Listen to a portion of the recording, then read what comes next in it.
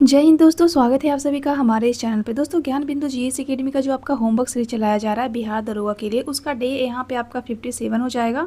यहाँ पे ध्यान रखिएगा दोस्तों कि आपका 57 और जो 58 नंबर का जो टेस्ट है ना, ये आपका फुल लेंथ टेस्ट प्रोवाइड किया गया था और ये आपका था पॉलिटी का। अभी जितने भी टेस्ट यहाँ पे प्रोवाइड किए जा रहे हैं ना, सारे के सारे यहाँ पे फुल लेंथ टेस्ट ही प्रोवाइड किए जा रहे थे। ये पॉलिटी का टेस्ट था जो कि 2 पार्ट में करवाया गया था। एक आपका 57 नंबर का था, 1 से 50 तक के करवाए गए थे। उसके बाद आपका 50 से लेके 100 तक जितने भी क्वेश्चन थे ना, वो आपका टेस्ट नंबर 58 में कवर करवाया गया था। इस वीडियो में मैंने आपको 57 और 58 नंबर के जितने भी क्वेश्चन थे ना, 1 से लेके 100 तक के, वो सारे के सारे मैंने एक ही वीडियो में आपको कवर करवा दिया है। तो इससे पहले दोस्तों, अगर आप मेरे चैनल पे नए हैं तो प्लीज़ चैनल को सब्सक्राइब कर लीजिएगा और ये वीडियो आपको कैसा लगता है कमेंट में हमें ज़रूर बताइएगा। और इसके जितने भी PDF है ना, वो आपको मेरे टेलीग्राम पे प्रोवाइड कर दिए जाएंगे, तो आप लोग जाके टेलीग्राम को भी ज्वाइन कर लीजिएगा। तो चलिए आज का टेस्ट हम लोग यहाँ पे स्टार्ट करते हैं और प्लीज़ आप लोग ज़्यादा से ज़्यादा चैनल को सपोर्ट कीजिएगा। यहाँ पे देखिए, पहला क्वेश्चन है कि निम्नलिखित में से किस देश के तर्ज पे भारत में भारतीय संविधान के द्वारा संसदीय प्रणाली स्थापित की गई। यहाँ पे देखिए, भारतीय संविधान का स्रोत नामक एक आपका टॉपिक ही है आपका ये पॉलिटी में, तो उसी से यहाँ पे रिलेटेड यहाँ पे क्वेश्चन पूछा गया है कि संसदीय जो प्रणाली है वो भारत में किस देश के द्वारा एक्सेप्ट किया गया है। तो ये आपका लाया गया था इंग्लैंड के द्वारा, तो 20 का राइट आंसर हो जाएगा। वहीं पर अगर आपसे संघात्मक व्यवस्था पूछा जाएगा तो ध्यान रखिएगा, ये आपका हो जाएगा कनाडा। वहीं पर GST की अवधारणा भी आपका कनाडा हो जाएगा। ऑस्ट्रेलिया से ध्यान रखिएगा दोस्तों कि यहाँ से जो प्रस्तावना की जो भाषा थी ना, वो यहाँ से एक्सेप्ट किया गया था और साथ ही साथ संवर्ती सूची को भी ऑस्ट्रेलिया से ही हमने अपनाया है। बात अगर हम लोग अमेरिका की करते हैं तो या तो राष्ट्रपति हो या फिर उपराष्ट्रपति हो, इनके का जो पद का वर्णन है ना, वो हमने यहीं से एक्सेप्ट किया है। और साथ ही जो न्यायिक पुनर्लोकन की जो प्रक्रिया है ना, वो भी हमने अमेरिका से ही लिया है। और साथ ही साथ आपका जो मूल अधिकार है, ये प्रक्रिया भी हमने अमेरिका से ही एक्सेप्ट किया है, तो आप लोग इसे भी ध्यान रखिएगा। वहीं पर अगर पंचवर्षीय योजना पूछा जाएगा तो ध्यान रखिएगा रूस हो जाएगा। और फंडामेंटल ड्यूटी पूछेगा तो उसे ध्यान रखिएगा, वो भी आपको USSR मतलब रूसी हो जाएगा। DPS भी पूछेगा ना तो ध्यान रखिएगा, इसको आयरलैंड के संविधान से इसको एक्सेप्ट किया गया था। ठीक है, तो ये सारे जो है ना वो विधान के स्रोत है, जो कि अलग अलग देशों से संविधान सभा जब बना रहे थे हमारे संविधान को, तो उन्होंने अलग अलग देशों से कुछ ना कुछ उन्होंने भारतीय संविधान में लेके उन्होंने ऐड किया है। तो ये काफ़ी इंपॉर्टेंट टॉपिक है और यहाँ से क्वेश्चन एग्जाम में काफ़ी पूछे जाते हैं, तो इस टॉपिक को आप लोग अच्छी तरीके से कवर कर लीजिएगा। नेक्स्ट क्वेश्चन है कि सर्वोच्च न्यायालय ने निःशुल्क शिक्षा के अधिकार को निम्नलिखित में से किस अधिकार का हिस्सा बनाया है। देखिए, सर्वोच्च न्यायालय के द्वारा जो है ना निःशुल्क शिक्षा के अधिकार को बनाया गया था, ये आपका जीवन का अधिकार। देखिए, जीवन का जो अधिकार है ना, ये आपका हो जाएगा 19 से लेके 22 तक का हो जाएगा। और इसी के बीच में आपका आर्टिकल 21 के क आता है, जिसके लिए 86वां संविधान संशोधन 2002 किया गया था। उसमें क्या किया गया था कि निःशुल्क शिक्षा का प्रावधान यहाँ पे किया गया था, तो आप लोग इसको ध्यान रखिएगा। तो इसका राइट आंसर आपका हो जाएगा जीवन का अधिकार। देखिए, जीवन का जो अधिकार है ना, ये आपका 19 से लेकर 22 तक हो जाएगा। वहीं पे शोषण के विरुद्ध अधिकार आपका 23 से 24 हो जाएगा। भाषण और अभिव्यक्ति की जो स्वतंत्रता है, ये आपका आर्टिकल 19 हो जाएगा। संस्कृति और शिक्षा का जो अधिकार है ना, ये आपका हो जाएगा आर्टिकल 29 से 30 के बीच में हो जाएगा। तो यहाँ पे मौलिक अधिकार का ये आर्टिकल दिया गया है दोस्तों। तो मौलिक अधिकार से अगर आपसे क्वेश्चन पूछा जाएगा तो ध्यान रखिएगा, भाग 3 में 12 से लेकर 35 तक के सारे मौलिक अधिकार का वर्णन किया गया है। इसका प्रावधान हमने USA से लिया है। और मौलिक अधिकार की जो मांग है ना, 1931 के कराची अधिवेशन में सबसे पहले पटेल जी के द्वारा किया गया था। बाद में जब मौलिक अधिकार की समिति बनाई गई थी ना, तो उसकी भी अध्यक्षता जो है वो आपके पटेल जी ही किए थे, तो आप लोग ये भी ध्यान रखिएगा। और मौलिक अधिकार को ही हम लोग भारत के मैग्ना कार्टा के रूप में जानते हैं। और ये जो मौलिक अधिकार है ना, राज्य के जो मनमाने तरीके से जो लागू करने की जो प्रक्रिया होती है ना, उसको ये निषेध करेगा। ठीक है, तो ये नागरिकों को प्राप्त ये मौलिक अधिकार है। अगर हमारा मौलिक अधिकार का हनन होता है तो हम इसके लिए सुप्रीम कोर्ट का दरवाजा भी खटखटा सकते हैं और ये न्यायालय द्वारा ये परिवर्तनीय है, तो आप लोग इसको भी ध्यान रखिएगा। नेक्स्ट क्वेश्चन है कि संविधान का निम्नलिखित में से कौन सा प्रावधान 26 जनवरी 1949 को लागू नहीं हुआ था। सबसे पहले तो ये ध्यान रखिए कि जब संविधान सभा का गठन होता है आपका जुलाई 1946 में, उसके बाद संविधान सभा का जो चुनाव किया जाता है आपका जुलाई अगस्त 1946 में, उसके बाद जो है ना संविधान सभा के द्वारा संविधान बनाने की प्रक्रिया यहाँ पे शुरू हो जाती है। जब संविधान सभा में टोटल यहाँ पे 11 अधिवेशन किए जाते हैं और इसका 11वां जो अंतिम अधिवेशन था ना, ये आपका 26 नवंबर 1949 को होता है। इसी दिन संविधान को अंगीकृत किया गया था। तो इस वक्त जो अंगीकृत किया गया था, तो उस वक्त आपका नागरिकता से संबंधित प्रावधान था, क्योंकि यहाँ पे अंबेडकर जी बोले थे कि ये सबसे जटिल प्रावधान है, तो इसीलिए इसको अभी ही हमें लागू करना पड़ेगा। तो ये तो था। दूसरा, चुनाव से संबंधित प्रावधान, तो देखिए ये वाला भी आपका था। आर्टिकल 324 में आपका चुनाव आयोग का वर्णन किया गया है। मौलिक अधिकार की बात करते थे कि मौलिक अधिकार का जो प्रावधान था ना, ये आपका लागू किया गया था 26 जनवरी 1950 को, जब संविधान को पूर्ण रूप से लागू किया गया था ना, तो उसी वक्त यहाँ पे मौलिक अधिकार को भी लागू किया गया था। तो यहाँ पे नहीं है पूछा गया है ना, तो C इसका राइट आंसर हो जाएगा, तो आप लोग इसको भी ध्यान रखिएगा। नेक्स्ट क्वेश्चन है कि नीति निर्देशक तत्व और मौलिक अधिकार के बीच टकराव की स्थिति में कौन सर्वमान्य होता है। आपको पता होगा कि आर्टिकल जो यहाँ पे आपका डीपीएसपी जो है ये आपका भाग 4 के अंतर्गत आर्टिकल 36 से 51 तक है। वहीं पे मौलिक अधिकार भाग 3 में आर्टिकल आपका 12 से लेके आपका 35 तक। यहाँ पे देखिए जब भी मौलिक अधिकार या फिर डीपीएसपी जो होते हैं अगर आपस में टकरा जाते हैं ना तो इस पर जो सर्वाधिक जो मान्य होता है ये आपका मौलिक अधिकार हो जाएगा। तो ए इसका राइट आंसर हो जाएगा। यहाँ से एक मामला ध्यान रखिएगा 1951 का, यहाँ पे चंपकम दुराई राजन बनाम यहाँ पे भारत संघ का मामला था। यहाँ पे सुप्रीम कोर्ट कह दिए कि जब भी डीपीएसपी और जब मौलिक अधिकार के बीच में जब भी विवाद उत्पन्न होगा तो उनके बीच में जो सर्वमान्य होगा ना वो मौलिक अधिकार को यहाँ पे ज़्यादा यहाँ पे अधिकार दिया गया है। तो ए इसका राइट आंसर हो जाएगा। तो आप लोग उसको भी ध्यान रखिएगा। नेक्स्ट क्वेश्चन है कि प्रथम राज्य भाषा आयोग 1955 में नियुक्त किया गया था, तो इस आयोग के अध्यक्ष कौन थे। देखिए पहली बार जो है ना वो राज्य भाषा आयोग का गठन किया गया था 1955 में और यहाँ पे टोटल 12 मेंबर थे। तो इनको जब गठित किया गया था ना तो इसके अध्यक्ष बनाए गए थे बीजी खेर को, जिनके द्वारा रिपोर्ट दिया गया था 1956 में। तो आप लोग इसको ध्यान रखिएगा। बात अगर हम लोग भाषा की करते हैं तो हमारा राज्य भाषा क्या हो जाएगा, हिंदी हो जाएगा। इसकी लिपि यहाँ पे देवनागरी हो जाएगी। इसका वर्णन आपका दिया गया है आर्टिकल 343 के 1 के तहत इसका वर्णन किया गया है। और वहीं पे हिंदी को राज्य भाषा के रूप में दर्जा कब दिया गया है तो ध्यान रखिएगा 14 सितंबर 1949 को दिया गया। इसीलिए 14 सितंबर को यहाँ पे हम लोग राष्ट्रीय हिंदी दिवस के रूप में मनाते हैं। और ध्यान रखिएगा कि 10 जनवरी को जो है ना वो विश्व हिंदी दिवस के रूप में मनाया जाता है। तो मोस्ट इंपॉर्टेंट है दोस्तों, आप लोग इसको ध्यान रखिएगा। और भाषा से ध्यान रखिएगा हमारी जो 8वीं अनुसूची है ना यहाँ पे 22 भाषाओं का उल्लेख भी किया गया है और इसमें वर्तमान में 3 यहाँ पे संशोधन किए गए हैं। पहला 21वां, दूसरा यहाँ पे 71वां और तीसरा यहाँ पे 52वां। तो साथ ही साथ आप लोग इसको भी ध्यान रखिएगा भाषा से संबंधित। नेक्स्ट क्वेश्चन है कि संविधान सभा के बारे में निम्नलिखित में से कौन सा कथन यहाँ पे सत्य है। देखिए यहाँ पे संविधान सभा के बारे में पूछा गया है तो कौन सा कथन यहाँ पे सत्य पूछा गया है। तो पहला कथन है कि यह वयस्क मताधिकार पे आधारित नहीं था। ये देखिए बिल्कुल सही हो जाएगा। देखिए संविधान सभा का जो गठन किया गया था ना वो वयस्क मताधिकार पे नहीं था, बल्कि यहाँ पे 1935 के अधिनियम के तहत यहाँ पे शिक्षा, यहाँ पे संपत्ति और यहाँ पे टैक्स जो इनसे संबंधित है ना उन्हीं को यहाँ पे मत देने का अधिकार दिया गया था। तो ये तो आपका बिल्कुल सही हो जाएगा। दूसरा है कि वह प्रत्यक्ष चुनाव के परिणाम स्वरूप बनी थी। तो ये आपका बिल्कुल गलत हो जाएगा। देखिए संविधान सभा का जो गठन है ना ये आपका अप्रत्यक्ष चुनाव के परिणाम ही गठित किया गया था। तीसरा है कि यह बहुदलीय निकाय था। देखिए ये बहुदलीय नहीं था बल्कि ये सर्वदलीय निकाय था। चौथा है कि यह कई समितियों के माध्यम से कार्य करता है। तो ये बिल्कुल सही हो जाएगा। संविधान सभा का जब गठन किया जाता है तो इसमें कई सारी समितियाँ बनाई जाती है और इसमें सबसे बड़ी और सबसे इंपॉर्टेंट कोई समिति थी तो ये आपका हो जाएगा प्रारूप समिति। ध्यान रखिएगा प्रारूप समिति का गठन कब किया गया था, इसमें टोटल कितने मेंबर थे और किनकी अध्यक्षता में इसको बनाया गया था। ये तीनों का तीनों जो है आप लोग कमेंट बॉक्स में छाप दीजिए जिससे कि आपका ये रिवीजन हो जाए। ये पॉलिटी में काफ़ी ज़्यादा ये क्वेश्चन ये रिपीट किए गए हैं, चाहे वो बिहार दरोगा हो या फिर बीपीएससी हो। तो ये ज़्यादा यहाँ पे रिपीट किया गया है दोस्तों। तो आप लोग कमेंट जरूर कीजिएगा। तो यहाँ पे शायद सत्य पूछा गया है तो 1 और 4 हो जाएगा। तो सी इसका राइट आंसर हो जाएगा। तो आप लोग इसको भी ध्यान रखिएगा। अगर हम लोग संविधान सभा की करते हैं तो इसका गठन किया गया था आपका जुलाई 1946 में कैबिनेट मिशन के आधार पे। और इसका जब गठन किया गया था ना तो इसके लिए चुनाव आपका किया जाता है जुलाई अगस्त 1946 में चुनाव किया जाता है। और संविधान सभा की पहली बैठक आपका 9 दिसंबर 1946 को किया जाता है, जहाँ पे इसकी अध्यक्षता संभालते हैं सचिदानंद सिन्हा, जो कि ये अस्थायी सदस्य के रूप में इन्होंने अध्यक्षता यहाँ पे संभाला था। उसके बाद दूसरा बैठक 11 दिसंबर 1946 को किया जाता है, जहाँ पे अस्थायी सदस्य के रूप में यहाँ पे घोषित किया जाता है राजेंद्र प्रसाद जी को। तो इनका नाम भी ध्यान रखिएगा। और संविधान सभा में ध्यान रखिएगा टोटल 389 मेंबर थे, जहाँ पे आपको 93 जो सदस्य थे ना ये आपके देसी रियासत से आने थे। इनका यहाँ पे प्रत्यक्ष चुनाव नहीं किया जाना था बल्कि इनको यहाँ पे मनोनयन किया जाना था। मनोनयन की प्रक्रिया के द्वारा इनको यहाँ पे फुलफिल किया जाना था। दूसरा यहाँ पे ध्यान रखिएगा 296 सदस्य जिनका यहाँ पे टोटल यहाँ पे निर्वाचन होता है। यहाँ पे 296 में 292 सदस्य थे ना ये आपके ब्रिटिश प्रांत से होते और 4 आपके कमिश्नरी क्षेत्र से होते। इनका ही यहाँ पे चुनाव का प्रावधान किया गया था।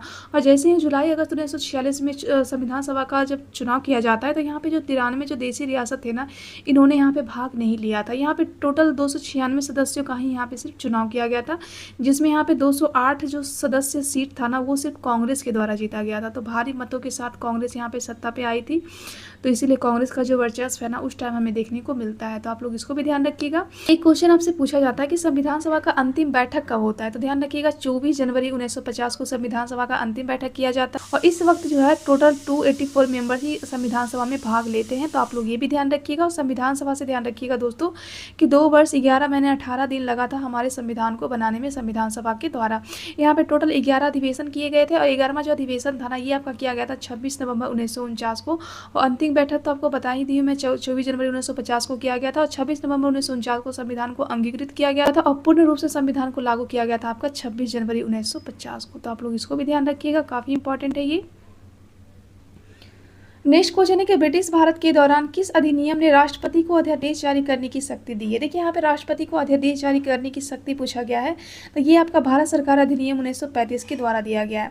बात अगर हम लोग अध्यादेश की करते हैं तो आर्टिकल 123 हो जाएगा राष्ट्रपति से संबंधित और आर्टिकल 213 हो जाएगा आपका राज्यपाल को भी अध्यादेश जारी करने का अधिकार है आर्टिकल 213 के तहत। हमारी संविधान सभा के द्वारा जब संविधान का गठन किया जा रहा था ना, तो उस समय 1935 के अधिनियम से काफ़ी ज़्यादा प्रावधान को हमारे संविधान में ऐड किए गए थे, तो इसलिए 1935 का अधिनियम काफ़ी इंपॉर्टेंट होता है। इसी अधिनियम के तहत जो है वो प्रांतों को स्वायत्तता देने की यहाँ पे घोषणा किया गया था और यहाँ पे केंद्र में द्वैध शासन लगाने की इसी यहाँ पे बात किया गया था। बात अगर हम लोग भारत स्वतंत्रता अधिनियम 1947 की करते हैं तो इसी अधिनियम के द्वारा जो है ना वो भारत को आज़ादी मिला था। वही भी भारत सरकार अधिनियम 1909 की बात करते हैं तो इसको हम लोग मार्ले मिंटो सुधार अधिनियम के नाम से जानते हैं और यहीं पर जो है सबसे पहली बार सांप्रदायिक आधार पर यहाँ पे निर्वाचन की बात किया गया था मुसलमानों को। तो मुसलमानों को पृथक निर्वाचन की मांग को कहाँ पर दिया गया था, तो 1909 के आपके मार्ले मिंटो सुधार अधिनियम के द्वारा दिया गया था। यहाँ पे जो मार्ले थे ना वो भारत के सचिव थे और मिंटो जो थे उस समय भारत के वायसराय हुआ करते थे, तो इसी मिंटो को भारतीय संप्रदाय के जनक के रूप में भी हम लोग जानते हैं। वहीं भी भारत सरकार अधिनियम 1919 की बात करते हैं तो इसे हम लोग जेम्स फोर्ड सुधार अधिनियम कहते हैं। यहाँ पे जो सिख थे, ईसाई और जो आंग्ल समुदाय थे ना, इनको भी यहाँ पे निर्वाचन का अधिकार दिया गया था। तो आप लोग इसको भी ध्यान रखिएगा। और दोस्तों वीडियो आपको पसंद आता है तो प्लीज़ वीडियो को लाइक करना, चैनल को सब्सक्राइब करना बिल्कुल मत भूलिएगा। नेक्स्ट क्वेश्चन है कि भारतीय संविधान की प्रस्तावना के संबंध में निम्नलिखित कथनों में से कौन सा कथन यहाँ पे सही नहीं है। देखिए यहाँ पे प्रस्तावना के बारे में पूछा गया है, ठीक है। तो पहला कथन है कि यह प्रस्तावना न्यायालय में परिवर्तनीय है। देखिए प्रस्तावना जो है ना वो न्यायालय द्वारा परिवर्तनीय नहीं है, बल्कि प्रस्तावना जो है ना वो पूरा संविधान का सार है, ठीक है।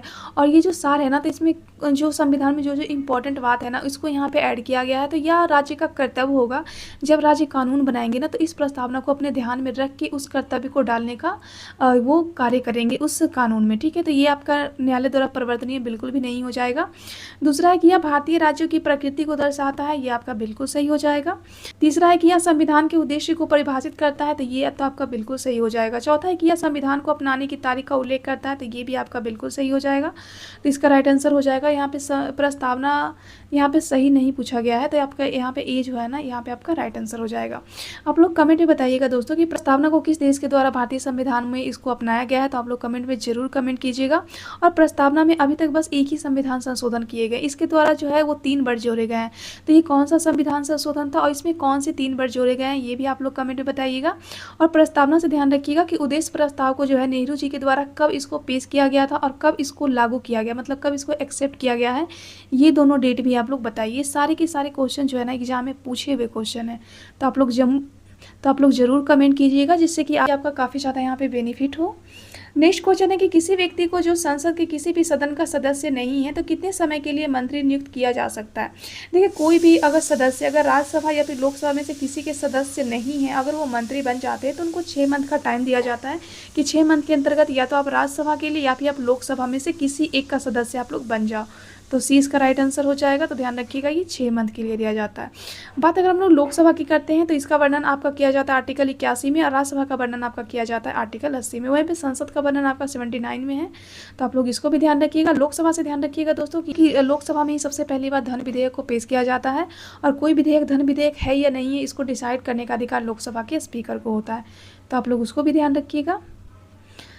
नेक्स्ट क्वेश्चन है कि राज्य के नीति निर्देशक सिद्धांत और मौलिक अधिकारों से किस प्रकार भिन्न है। देखिए यहाँ पे राज्य के नीति निर्देशक तत्व मतलब डीपीएसपी और जो मौलिक अधिकार है जो आपका फंडामेंटल राइट है वो किस आधार पे ये अलग है। तो पहला तो निर्देशक सिद्धांत लागू करने योग्य नहीं है, जबकि मौलिक अधिकार को लागू किया जा सकता है, ये आपका बिल्कुल सही हो जाएगा। तो यहाँ पे भिन्न पूछा गया है ना, तो एक ही आपका सही हो जाएगा। पूर्व संघ के लिए बाद में राज्य के लिए, तो ये गलत हो जाएगा। तीसरा है कि पूर्व संविधान का हिस्सा है जबकि बाद में, देखिए अभी आपका गलत हो जाएगा, इसका राइट आंसर आपका ए हो जाएगा। बात अगर हम लोग डीपीएसपी की करते हैं तो भाग 4 के अंतर्गत आपका 36 से लेकर 51 तक आपका डीपीएसपी के यहाँ पे प्रावधानों का उल्लेख किया गया है, जिसको आयरलैंड के संविधान से एक्सेप्ट किया गया। और आयरलैंड कहाँ से लिया है, तो ये इसको स्पेन से लिया। ये क्वेश्चन एग्जाम में पूछा गया है, तो आप लोग इसको भी ध्यान रखिएगा। मौलिक अधिकार की बात करते हैं तो भाग 3 में आपका 12 से लेकर आर्टिकल 35 तक की जो प्रावधान है ना, वो मौलिक अधिकार से संबंधित है। 1931 का जो कराची अधिवेशन था ना, वहाँ पे सबसे पहली बार मौलिक अधिकार की मांग किसके द्वारा किया गया था? तो ये आपका पटेल जी के द्वारा किया गया था, तो आप लोग इसको भी ध्यान रखिएगा। नेक्स्ट क्वेश्चन है कि न्यायिक समीक्षा के माध्यम से कौन से संवैधानिक सिद्धांतों को बरकरार रखा जा सकता है? यहाँ पे न्यायिक समीक्षा के बारे में पूछा गया है।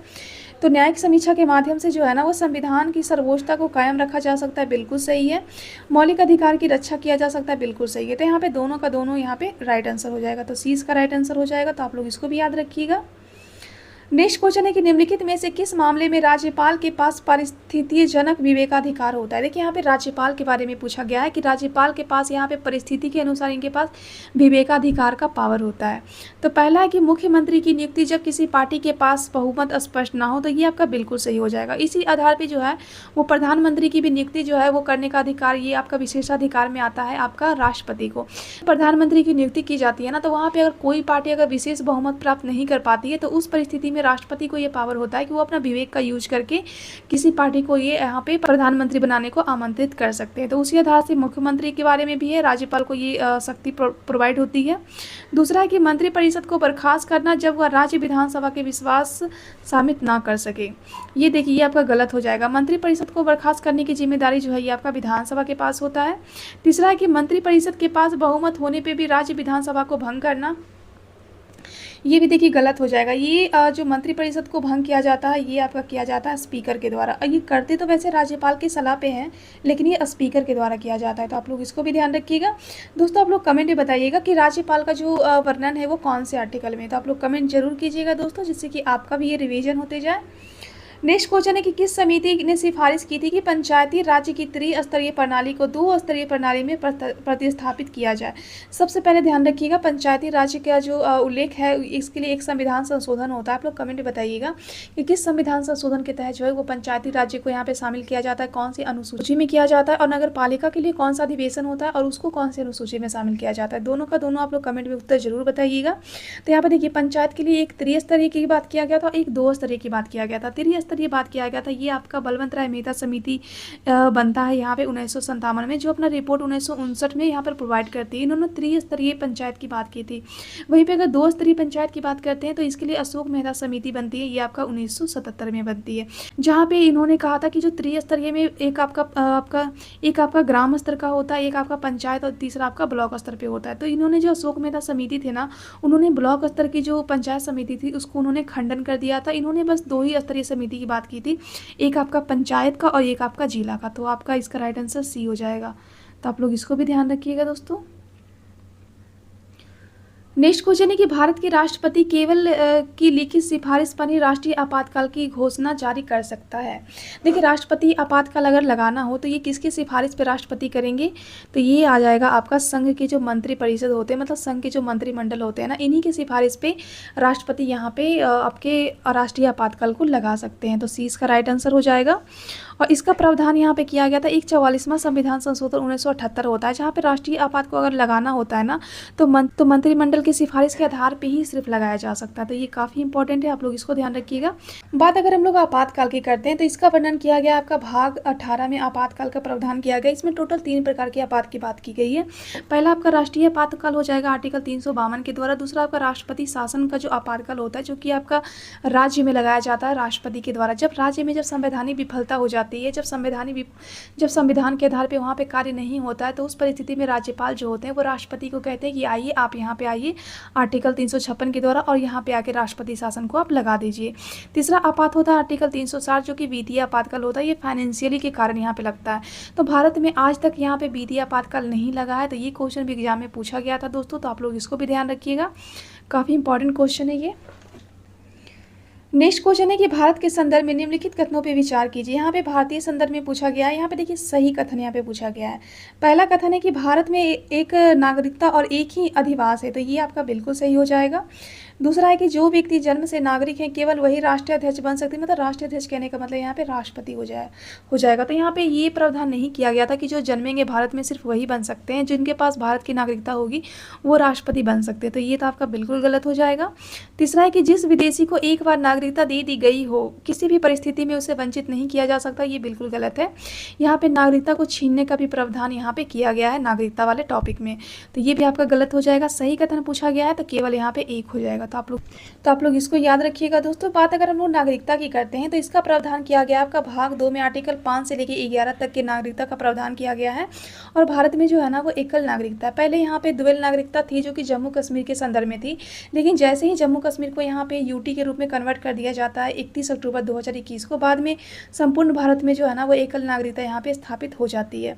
तो यहाँ पे जो एकल नागरिकता का जो प्रावधान है ना, इसको हमने कहाँ से लिया है, तो इसको हमने ब्रिटेन से लिया है। ठीक है, तो यहाँ पे जो नागरिकता है ना ये 5 आधार पे यहाँ पे प्रोवाइड किए जाते हैं। पहला तो यहाँ पे जन्म के आधार पे हो जाएगा, दूसरा वंश के आधार पे, तीसरा पंजीकरण के आधार पे, चौथा आपका देशीकरण के आधार पे, और पांचवा ध्यान रखिएगा भूमि अर्जन करने के आधार पे।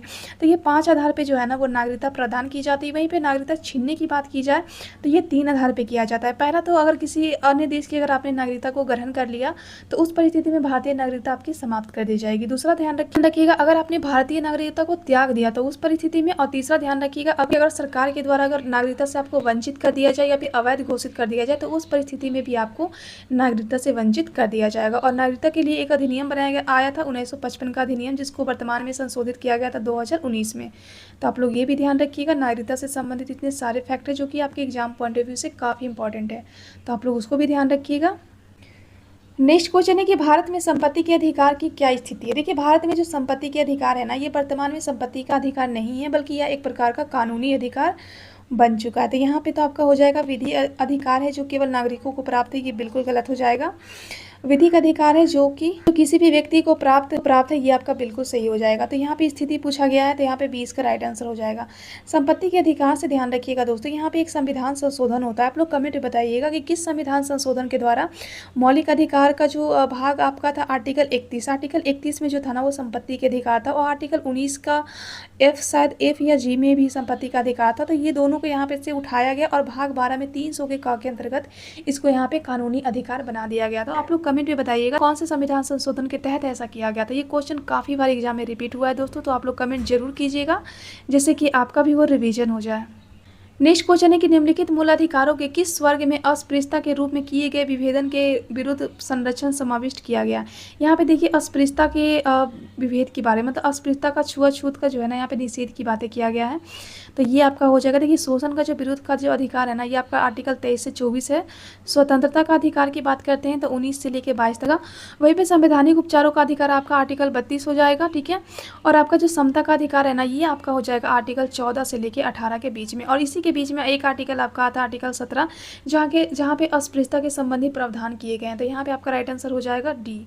तो अब आप लोग इसको भी ध्यान रखिएगा। बात अगर हम लोग फंडामेंटल राइट की करते हैं तो ये तो मैंने आपको काफ़ी बार अभी बता चुकी हूँ, तो आप लोग उसको भी याद रखिएगा।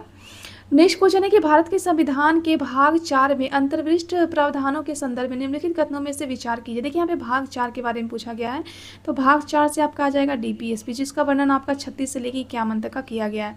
तो पहला कथन है कि वे न्यायालय द्वारा परिवर्तनीय होंगे, तो ये आपका बिल्कुल गलत हो जाएगा। डीपीएसपी जो है ना वो न्यायालय द्वारा बिल्कुल भी परिवर्तनीय नहीं है, बल्कि ये राज्य को एक कर्तव्य दिया गया है कि अगर आप लोग कोई भी कानून को बनाते हैं ना तो इस कर्तव्य को ध्यान में रख के अपने यहाँ कानून को बनाइए। तो ये तो बिल्कुल गलत हो जाएगा। दूसरा है कि वे किसी भी न्यायालय के द्वारा परिवर्तनीय नहीं है, ये आपका बिल्कुल सही हो जाएगा। तीसरा है कि इस भाग में अधिकथित सिद्धांत राज्य के द्वारा कानून बनाने को प्रभावित करेंगे, तो ये देखिए ये भी आपका बिल्कुल सही हो जाएगा। तो यहाँ पे सही कथन, सत्य कथन पूछा गया है, तो 2 और 3 इसका राइट आंसर हो जाएगा। तो डी इसका राइट आंसर हो जाएगा। तो आप लोग इसको भी ध्यान रखिएगा दोस्तों। वैसे डीपीएसपी का जो प्रावधान है ना वो हमने आयरलैंड से लिया है। आयरलैंड कहाँ से लिया है, तो ये इसको स्पेन से लिया है, तो आप लोग इसको भी याद रखिएगा। नेक्स्ट क्वेश्चन है कि निम्नलिखित कथनों पे विचार कीजिए। यहाँ पे देखिए सही कथन पूछा गया है। पहला कथन है कि भारत का राष्ट्रपति ऐसे स्थान पे जो जिसे वह ठीक समझे संसद का सत्र को आहूत या फिर आवाहन कर सकते हैं। तो देखिए ये तो आपका बिल्कुल सही हो जाएगा कि राष्ट्रपति को ये पावर दिया गया है कि वो जहाँ समझे वहाँ पे संसद के सत्र को आहूत कर सकते हैं। दूसरा है कि भारत का संविधान 1 वर्ष में संसद के 3 सत्रों का प्रावधान करता है, किंतु सभी 3 सत्रों का चलाया जाना अनिवार्य है, ये आपका बिल्कुल गलत हो जाएगा। तीसरा है कि 1 वर्ष में दिनों की गई न्यूनतम संख्या निर्धारित नहीं है, जबकि जब संसद का चलना आवश्यक हो। तो देखिए ये भी आपका बिल्कुल सही हो जाएगा। तो इसका राइट आंसर आपका क्या हो जाएगा, सत्य पूछा गया है ना, तो 1 और 3 इसका राइट आंसर हो जाएगा। तो सी इसका राइट आंसर हो जाएगा। तो आप लोग इसको भी ध्यान रखिएगा दोस्तों। नेक्स्ट क्वेश्चन है कि किस प्रधानमंत्री के कार्यकाल के दौरान भारत के संविधान में 9वीं अनुसूची को पुनः स्थापित किया गया था। सबसे पहले ध्यान रखिएगा कि 9वीं अनुसूची जो था ना 1951 का जो पहला संविधान संशोधन होता है उसके द्वारा इसको ऐड किया जाता है। यहाँ पे भूमि सुधार से संबंधित यहाँ पे ये कानून था और इस वक्त जो प्रधानमंत्री थे ना ये आपके नेहरू जी हो जाएंगे। तो आप लोग ये भी ध्यान रखिएगा, काफ़ी इंपॉर्टेंट है, ये क्वेश्चन भी काफ़ी बार एग्जाम में रिपीट हुआ है, तो आप लोग उसको ध्यान रखिएगा। नेक्स्ट क्वेश्चन है कि भारत के संविधान की किस अनुसूची के अधीन जनजातीय भूमि का खनन के लिए किसी निजी पक्षकारों को अंतरकरण आकृति और शून्य घोषित किया जा सकता है। देखिए यहाँ पे अनुसूची के बारे में पूछा गया है, तो यहाँ पे जनजातीय भूमि ये सब के बारे में पूछा गया है कि उनका खनन वगैरह किसके अंतर्गत किया जाएगा। तो ये आपका हो जाएगा 5वीं अनुसूची। 5वीं अनुसूची से ध्यान रखिएगा दोस्तों कि यहाँ पे SC ST के जो प्रशासन थे इनका जो किस तरह इनको कंट्रोल किया जाएगा इसके बारे में यहाँ पे उपबंध किया गया है। वहीं पर अनुसूची 6 ध्यान रखिएगा, यहाँ पे भी आपका जो जनजातीय क्षेत्र के जो प्रशासन है ना उनके बारे में यहाँ पे उपबंध किया गया है, लेकिन यहाँ पे 4 राज्यों की जनजाति का प्रावधान किया गया है। यहाँ पे ध्यान रखिएगा ATM 2 मतलब ATM M यहाँ पे डबल हो जाएगा। A से आपका असम हो जाएगा, T से आपका त्रिपुरा हो जाएगा, M से आपका मेघालय हो जाएगा, M से आपका मिजोरम हो जाएगा। तो ये चारों का चारों स्टेट आप लोग ध्यान रखिएगा, काफ़ी इंपॉर्टेंट है। यहाँ से देखिए अनुसूची ध्यान रखिएगा, तो भारतीय संविधान में अगर मूल अनुसूची की बात किया जाए तो यहाँ पे 8 हुआ करता था, लेकिन वर्तमान में टोटल 12 अनुसूची है। पहला अनुसूची में यह प्रावधान किया गया है कि राज्य और संघ के जो क्षेत्र है ना इसका प्रावधान किया गया है। दूसरा अनुसूची ध्यान रखिएगा, भारतीय संघ के जो भी बड़े बड़े पदाधिकारी है ना उनको वेतन भत्ते उनकी जो भी पेंशन वगैरह है उसका यहाँ पे उल्लेख किया गया है। तीसरी अनुसूची में बताया गया है कि ये जो लोगों को यहाँ पे वेतन भत्ते दिए जा रहे थे इनको शपथ कैसे दिया जाएगा, तो तीसरा अनुसूची में इसका प्रावधान है। चौथा अनुसूची ध्यान रखिएगा कि भारत में जो राज्यसभा में कहाँ कहाँ से मेंबर स्टेट से कितने मेंबर्स आएंगे, आपके यूटी से कितने मेंबर्स आएंगे, तो ये सबका जो उल्लेख है ये आपका चौथा अनुसूची में शामिल किया गया। 5वां और 6ठा जो ये आपका SC ST से संबंधित है। वहीं पे 7वीं अनुसूची की बात करते हैं, में आपका केंद्र और राज्य की शक्तियों का विभाजन किया गया। इसमें टोटल 3 प्रकार संघ सूची, राज सूची और संवर्धित सूची तीनों का प्रावधान का उल्लेख किया गया। वहीं 8वीं अनुसूची में आपका 22 भाषाओं का उल्लेख है। 9वीं अनुसूची ध्यान रखिएगा कि 9वीं अनुसूची में भूमि सुधार से संबंधित कानून यहाँ पे इम्प्लीमेंट किया गया है। जो पहला संविधान संशोधन किया गया था 1951 उसके द्वारा इसको ऐड किया गया था। 10वां अनुसूची ध्यान रखिएगा, दल बदल का जो भी प्रावधान है ना उसमें इसका उल्लेख किया गया, इसको जोड़ा गया था आपका 52वां संविधान संशोधन 1985 के द्वारा। 11वां अनुसूची ध्यान रखिएगा, ये आपका 73वां संविधान संशोधन 1992 के द्वारा जोड़ा गया था, ये आपका पंचायती राज से संबंधित हो जाएगा। वहीं पे 12वां अनुसूची ध्यान रखिएगा, ये आपका 74वां संविधान संशोधन 1992 किया गया था, इसमें आपको नगर पालिका को ऐड किया गया था। तो ये सारे के सारे अनुसूची हैं जहाँ से एग्जाम में क्वेश्चन पूछे जाते हैं, तो आप लोग इसको ध्यान रखिएगा। नेक्स्ट क्वेश्चन है कि संविधान के 42वें संशोधन के द्वारा निम्नलिखित में से कौन सा सिद्धांत राज्य के नीति निर्देशक तत्व मतलब DPSP में कौन से सिद्धांत जो थे वो 42वां संविधान संशोधन के द्वारा जोड़े गए थे।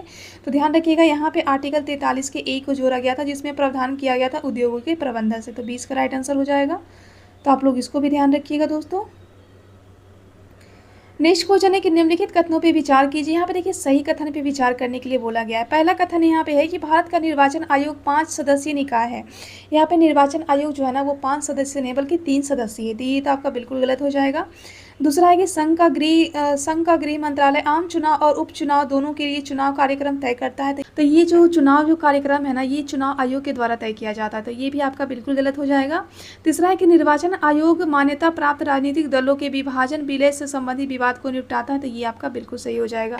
दोस्तों आप लोग कमेंट में बताइएगा कि भारत के जो चुनाव आयोग है उसका वर्णन कौन से आर्टिकल में कहाँ से कहाँ तक का किया गया है, तो आप लोग कमेंट पे जरूर बताइएगा। और वर्तमान में मुख्य चुनाव आयुक्त कौन है ये भी आप लोग कमेंट पे बताइएगा, जिससे कि आपका करेंट भी रिवीजन होते जाए। तो आप लोग कमेंट जरूर कीजिएगा। यहाँ पे देखिए सत्य कथन पूछा गया था ना, तो यहाँ पे केवल आपका डी हो जाएगा, सी इसका राइट आंसर हो जाएगा, सॉरी डी इसका राइट आंसर हो जाएगा, तो आप लोग उसको भी याद रखिएगा। नेक्स्ट क्वेश्चन है कि भारत के संविधान में शोषण के विरुद्ध अधिकार के द्वारा निम्नलिखित में से कौन से परिकल्पित है। देखिए यहाँ पे शोषण का विरुद्ध अधिकार जो कि आपका आर्टिकल 23 से 24 में उल्लेखित किया गया है। तो मानव देह व्यापार बंधुआ मजदूरी का निषेध है, तो ये तो आपका बिल्कुल सही हो जाएगा। दूसरा अस्पृश्यता का उन्मूलन, तो ये देखिए शोषण से संबंधित नहीं है, आर्टिकल यहाँ 17 से ये संबंधित हो जाएगा, ये आपका समता का अधिकार हो जाएगा। अल्पसंख्यक हितों का सुरक्षा, ये देखिए आपका नहीं होगा। चौथा है कि कारखानों और खदानों में बच्चों के नियोजन, तो देखिए ये आपका सही हो जाएगा। तो यहाँ पे सत्य कथन पूछा गया है, तो 1 और 4 इसका राइट आंसर हो जाएगा, तो सी इसका राइट आंसर हो जाएगा, तो आप लोग उसको भी ध्यान रखिएगा दोस्तों। नेक्स्ट क्वेश्चन है कि भारत सरकार ने नीति आयोग की स्थापना निम्नलिखित में से किसकी स्थान के लिए किया था। ध्यान रखिएगा, यहाँ पे नीति आयोग के बारे में पूछा गया है। तो यहाँ पे योजना आयोग से ध्यान रखिएगा, योजना आयोग के स्थान पे नीति आयोग आता है। योजना आयोग की स्थापना जो है ना 1950 में किया गया था। इसके पहले अध्यक्ष जो थे ना ये आपके हो जाएंगे जवाहरलाल नेहरू हो जाएंगे, इसके उपाध्यक्ष आपके गुलजारीलाल नंदा हो जाएंगे। ये दोनों क्वेश्चन एग्जाम में पूछा गया है, तो आप लोग इसे ध्यान रखिएगा।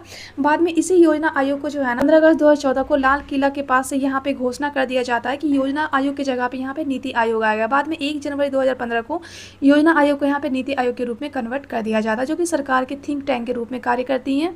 और इसके अध्यक्ष जो है वो प्रधानमंत्री होते हैं। इसके वर्तमान में उपाध्यक्ष यहाँ पे सुमन बेरी हो जाएंगे और वर्तमान में इसके जो सीईओ है ना ये आपके सुब्रमण्यम हो जाएंगे। तो इतने फैक्ट जो है ये आपको नीति आयोग से ध्यान रखना है। दोस्तों आप लोग कमेंट में बताइएगा कि नीति आयोग का फुल फॉर्म क्या होगा। ये क्वेश्चन शायद आपका बिहार मतलब बीपीएससी या फिर बिहार दरोगा में ये क्वेश्चन पूछा गया है, नीति आयोग का फुल फॉर्म। तो आप लोग कमेंट में जरूर बताइएगा जिससे कि ये भी आपका रिवीजन हो जाए। नेक्स्ट क्वेश्चन यहाँ पे है कि भारत के संविधान में 5वीं अनुसूची और 6ठी अनुसूची के उपबंध निम्नलिखित में से किसके लिए किए गए हैं। देखिए 5वीं अनुसूची और 6ठी अनुसूची में अभी आपको बताई हूँ कि ये SC ST के प्रशासन से संबंधित है। तो यहाँ पे क्या हो जाएगा, अनुसूचित जनजातियों के हितों के संरक्षण के लिए हो जाएगा। तो ए इसका राइट आंसर हो जाएगा। तो आप लोग इसको भी ध्यान रखिएगा। नेक्स्ट क्वेश्चन है कि भारत के संविधान के उद्देश्यों में से एक के रूप में आर्थिक न्याय का किसमें उपबंध किया गया है। देखिए यहाँ पे भारत के उद्देश्य पूछा गया है आर्थिक न्याय। तो देखिए यहाँ पे 3 प्रकार के न्याय की बात की गई, सामाजिक न्याय, आर्थिक न्याय और यहाँ पे राजनीतिक न्याय। तीनों जो न्याय है ना इसका प्रावधान आपका उद्देशिका में भी देखने को मिलता है और साथ ही साथ आपका DPSP में भी देखने को मिलता है। तो यहाँ पे क्या हो जाएगा, उद्देशिका और यहाँ पे आपका DPSP। तो 20 का राइट आंसर हो जाएगा। तो आप लोग उसको भी ध्यान रखिएगा। नेक्स्ट क्वेश्चन है कि भारत के संदर्भ में संसदीय शासन प्रणाली निम्नलिखित में से कौन सी है जो सिद्धांत संस्थागत रूप से निहित होती है। देखिए संसदीय शासन प्रणाली इसको लाया कहाँ से गया था, तो इसको हमने ब्रिटेन से एक्सेप्ट किया है। तो इसमें बताया गया कि संसदीय शासन जो प्रणाली है ना इसके सिद्धांत में क्या यहाँ पे निहित होता है। तो यहाँ पे आपका मंत्रिमंडल के सदस्य संसद के सदस्य होते हैं। तो ये आपका बिल्कुल सही हो जाएगा। दूसरा है कि जब तक मंत्रियों को संसद द्वारा विश्वास प्राप्त होता है तब तक भी अपने पद पे बने रहते हैं। ये भी आपका बिल्कुल सही हो जाएगा। जैसे ही मंत्री अपना विश्वास संसद में खो देते हैं लोकसभा में, तो वो जो है ना यहाँ पे अपना पद भी खो देते हैं। तीसरा है कि राज्य का अध्यक्ष मंत्रिमंडल का अध्यक्ष होता है। तो ये आपका बिल्कुल गलत हो जाएगा। राज्य का जो अध्यक्ष होता है, अगर हम लोग केंद्र के स्तर पर देखते हैं तो यहाँ पे राष्ट्रपति हो जाएंगे और राज्य के स्तर पर देखेंगे तो यहाँ पे आपके राज्यपाल हो जाएंगे। ठीक है, वहीं पर अगर कार्यपालिका की वास्तविक शक्तियाँ पूछा जाएगा तो प्रधानमंत्री और उनके मंत्रिपरिषद में निहित होती है। उसी तरीके से राज्य में भी आपके मुख्यमंत्री और उनके जो मंत्रिमंडल या फिर मंत्रिपरिषद में उनकी जो वास्तविक शक्तियाँ होती है वो यहाँ पे निहित होती है। तो आप लोग इसको ध्यान रखिएगा। यहाँ पे सत्य पूछा गया है तो 1 और 2 इसका राइट आंसर हो जाएगा। तो ए इसका राइट आंसर हो जाएगा। तो आप लोग इसको भी याद रखिएगा दोस्तों। नेक्स्ट क्वेश्चन है कि मौलिक कर्तव्य को निम्नलिखित में से किस समिति के सिफारिश पे संविधान में शामिल किया गया था। देखिए यहाँ पे मौलिक कर्तव्य के बारे में पूछा गया है। तो इसके लिए स्वर्ण सिंह समिति की सिफारिश पे इसको मौलिक कर्तव्य को भाग 4 के क और आर्टिकल 51 के क को यहाँ पे ऐड किया गया था। ये इसके लिए 42वां संविधान संशोधन 1976 होता है। तो आप लोग इसको भी ध्यान रखिएगा। वर्तमान में टोटल कितने मौलिक कर्तव्य हैं, तो ध्यान रखिए 11 हो जाएंगे। लेकिन स्टार्टिंग में देखा जाए तो 10 ही मौलिक कर्तव्य थे। इसमें बाद में आपका 86वां संविधान संशोधन 2002 जोड़ा गया था, जहाँ पे आपको शिक्षा का अधिकार दिया गया था और उसमें 11 मौलिक अधिकार के रूप में इसको इंक्लूड किया गया था। तो आप लोग इसको भी याद रखिएगा दोस्तों। नेक्स्ट क्वेश्चन है कि भारत के राष्ट्रपति के निर्वाचन मंडल में निम्नलिखित में से कौन से शामिल होता है। देखिए यहाँ पे राष्ट्रपति का निर्वाचन पूछा गया। तो सबसे पहले इनका जो निर्वाचन होता है ना वो अप्रत्यक्ष रूप में किया जाता है। एक निर्वाचन मंडल बनाया जाता है। इस निर्वाचन मंडल में यहाँ पे लोकसभा और राज्यसभा के यहाँ पे इसके निर्वाचित सदस्य होते हैं। जितने भी राज्य के विधानसभा होते हैं ना इनके भी ये निर्वाचित सदस्य होते हैं। और साथ ही साथ ध्यान रखिएगा दिल्ली और पांडुचेरी के जो विधानसभा है ना इनके भी निर्वाचित सदस्य राष्ट्रपति के निर्वाचन मंडल में पार्टिसिपेट करते हैं। तो यहाँ पे शामिल पूछा गया है। तो इसका राइट आंसर आपका हो जाएगा। संसद और विधानसभा के निर्वाचन देखिए मनोनीत बिल्कुल नहीं होता। संसद और राज्य विधानसभा के निर्वाचित सदस्य होते हैं। तो ये तो आपका बिल्कुल सही हो जाएगा। संसद के निर्वाचित सदस्य किंतु द्विसदनीय विधायिका में मामले में तो यहाँ पे आपका राइट आंसर जो है ना वो बी हो जाएगा। तो आप लोग इसको भी ध्यान रखिएगा। नेक्स्ट क्वेश्चन है कि निम्नलिखित में से कौन सी लोकसभा की विशेष शक्ति है। देखिए यहाँ पे लोकसभा का विशेष शक्ति पूछा गया। विशेष शक्ति कहने का मतलब ये है कि ये सिर्फ लोकसभा के ही पास है, ये शक्ति राज्यसभा के पास बिल्कुल भी नहीं है। तो देखिए पहला तो आपातकाल की घोषणा करने की पुष्टि, तो ये तो आपका बिल्कुल सही हो जाएगा कि आपातकाल का जो घोषणा की पुष्टि होता है ना वो लोकसभा के पास एक विशेष शक्ति होता है। दूसरा है कि मंत्रिपरिषद के विरुद्ध अविश्वास प्रस्ताव पारित करना। तो देखिए ये आपका ये भी आपका सही हो जाएगा। मंत्रिपरिषद के विरुद्ध जो अविश्वास प्रस्ताव होता है ना, वो लोकसभा के विशेषाधिकार क्षेत्र में आता है, ठीक है। तीसरा कि भारत के राष्ट्रपति पे महाभियोग चलाना, ये देखिए आपका गलत हो जाएगा। आपका जो राष्ट्रपति पे जो महाभियोग चलाया जाता है ना, आर्टिकल 61 के द्वारा चलाया जाता है, यह एक अर्ध न्यायिक प्रक्रिया होता है जिसका प्रावधान यूएसए से ही लिया गया था। तो इसमें क्या होता है कि लोकसभा हो या फिर राज्यसभा हो, कहीं पर भी इस प्रस्ताव को हम लोग ला सकते हैं और यहाँ पे 2/3 बहुमत से इस प्रस्ताव को पारित किया जाएगा। तो यहाँ पे आपका राइट सत्य पूछा गया है ना, तो 1 और 2 इसका राइट आंसर हो जाएगा, मतलब ए इसका राइट आंसर हो जाएगा। तो आप लोग इसको भी याद रखिएगा दोस्तों। नेक्स्ट क्वेश्चन है कि निम्नलिखित कथनों पे विचार कीजिए। यहाँ पे देखिए सत्य कथन पे विचार करने के लिए बोला गया है।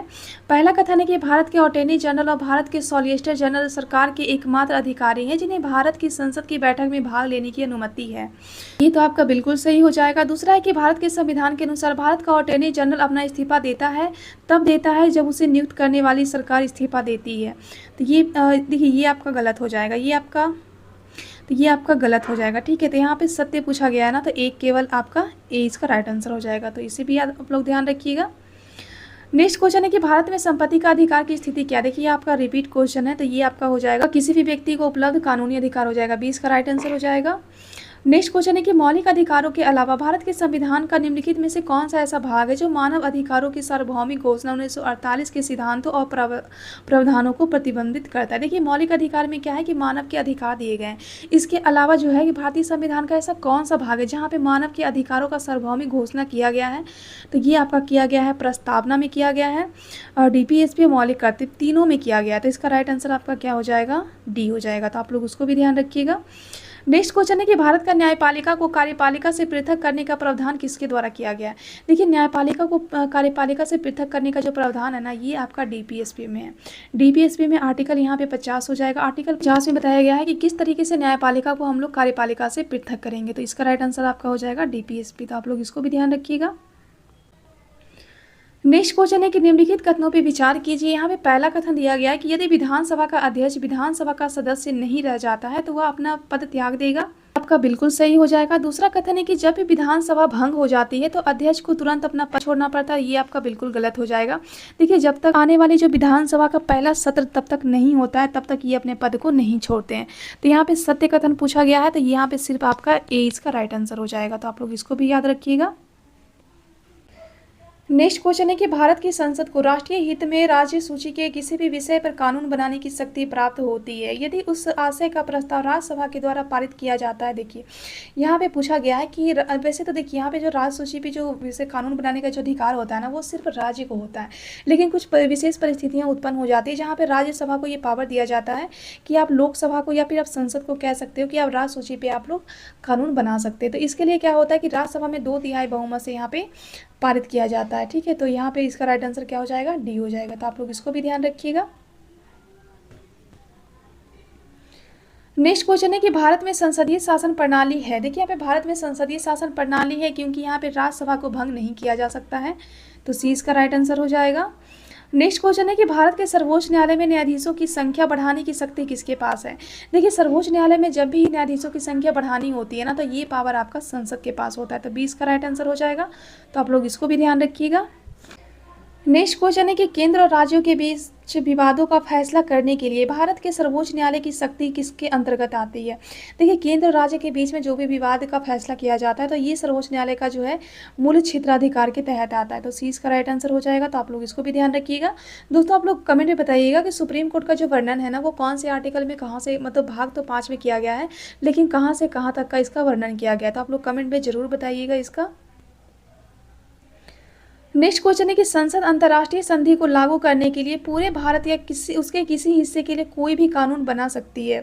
तो ये कैसे बना सकती है, तो ये किसी भी राज्य की सहमति के बिना बना सकती है। देखिए संसद को ये पावर दिया गया है कि अंतर्राष्ट्रीय संधि को अगर लागू करना होता है तो वह भारत के किसी भाग को या फिर संपूर्ण भारत के लिए कानून बना सकती है। इसके लिए उसको किसी भी राज्य से सहमति लेने की जरूरत नहीं होती है, ठीक है। तो डी इसका राइट आंसर हो जाएगा। तो आप लोग उसको भी ध्यान रखिएगा। नेक्स्ट क्वेश्चन है कि निम्नलिखित कथनों पे विचार कीजिए। भारत के अटॉर्नी जनरल के बारे में यहाँ पे सत्य कथन पूछा गया है। तो पहला कथन है कि इस सभा को कार्यवाही में भाग ले सकता है। देखिए, ये जो आपके अटॉर्नी जनरल होते हैं ना, ये संसद के सभा होते हैं ना, इसमें ये भाग ले सकते हैं, साथ ही साथ ये यहाँ पे बोल भी सकते हैं। इनके पास दो ही अधिकार होते हैं, तो यहाँ पे भाग ले सकते हैं, बिल्कुल ले सकते हैं। दूसरा है कि लोकसभा के कार्य समिति का सदस्य होते हैं, ये बिल्कुल आपका गलत हो जाएगा। तीसरा है कि लोकसभा में बोलते हैं, तो इस समय बोलने का भी इनका अधिकार होता है, लेकिन लोकसभा में मत देने का अधिकार इनके पास बिल्कुल भी नहीं होता है। तो यहाँ पे सत्य कथन पूछा गया है, तो 1 और 3 इसका राइट आंसर हो जाएगा, तो डी इसका राइट आंसर हो जाएगा। तो आप लोग उसको भी ध्यान रखिएगा। नेक्स्ट क्वेश्चन है कि संविधान सभा के गठन से संबंधित निम्नलिखित कथनों पर विचार कीजिए। देखिए, यहाँ पे संविधान सभा के गठन के बारे में पूछा गया है। पहला कथन है कि 1934 में भारतीय राष्ट्रीय कांग्रेस ने संविधान सभा के गठन की मांग को पहली बार अपनी अधिकृत नीति में उन्होंने शामिल किया था। ये देखिए आपका बिल्कुल गलत हो जाएगा। संविधान सभा की पहली बार जो मांग किया गया था 1934 में किया गया था एम एन रॉय के द्वारा, जो कि स्वराज पार्टी से इनका संबंध था। उसके बाद 1935 में भारतीय राष्ट्रीय कांग्रेस के द्वारा भी संविधान सभा की मांग किया गया था, तो ये 1935 में किया गया था। तो एक तो आपका बिल्कुल गलत हो जाएगा। दूसरा कथन है कि भारत की संविधान सभा का गठन दिसंबर 1946 में किया गया था। ये बिल्कुल गलत हो जाएगा, क्योंकि संविधान सभा का जो गठन है ना, वो दिसंबर नहीं बल्कि जुलाई 1946 में कैबिनेट मिशन की सिफारिश पे किया गया था, और इसका चुनाव आपका किया गया था जुलाई अगस्त 1946 को।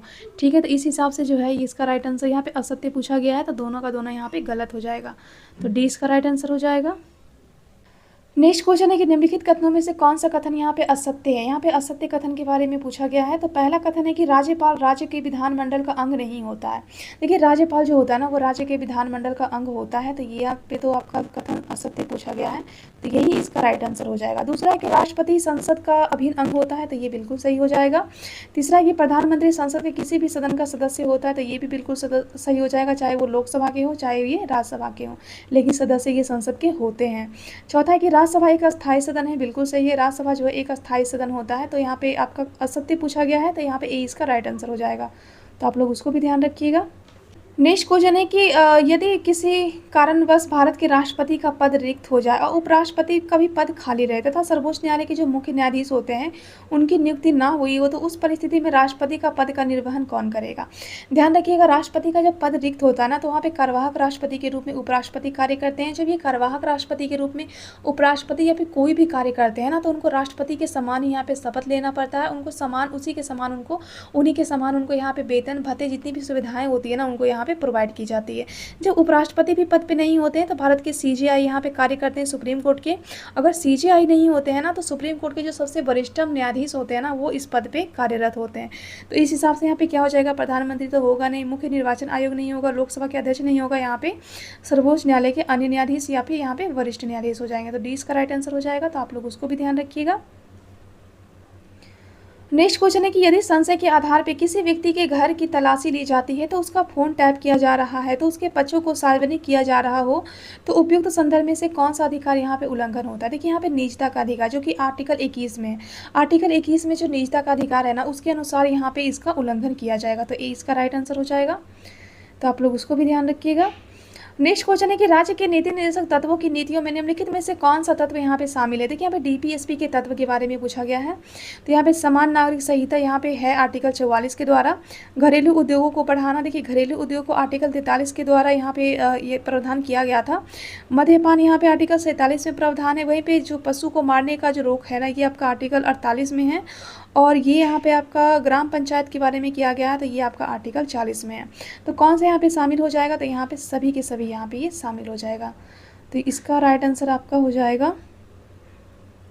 तो इसका राइट आंसर आपका हो जाएगा उपयुक्त में से सभी। तो आप लोग इसको भी ध्यान रखिएगा। नेक्स्ट क्वेश्चन है कि संसदीय व्यवस्था के संदर्भ में निम्नलिखित बिंदुओं पर विचार कीजिए। देखिए, यहाँ पे संसदीय व्यवस्था के संदर्भ में पूछा गया है। पहला पूछा गया है कि इस व्यवस्था में आमतौर पर प्रधानमंत्री सरकार का प्रमुख होता है, ये बिल्कुल सही हो जाएगा।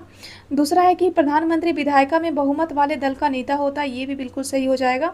तीसरा है कि इस व्यवस्था में देश के प्रमुख के रूप में राजा या राष्ट्रपति को कोई भी हो सकता है। तो देखिए, यहाँ पे देश के प्रमुख के रूप में यहाँ पे राष्ट्रपति होते हैं। ये तीनों का तीनों जो है ये आपका सही हो जाएगा, तो डी इसका राइट आंसर हो जाएगा, तो आप लोग इसको भी ध्यान रखिएगा। नेक्स्ट क्वेश्चन देखिए, यहाँ पे मंडल आयोग से संबंधित निम्नलिखित कथनों पर विचार करने के लिए दिया गया है। यहाँ पे मंडल आयोग के बारे में पूछा गया है, यहाँ पे गलत कथन पूछा गया है। पहला कथन है कि यह दूसरा पिछड़ा वर्ग आयोग था जिसके अध्यक्ष बिंदेश्वरी प्रसाद मंडल थे।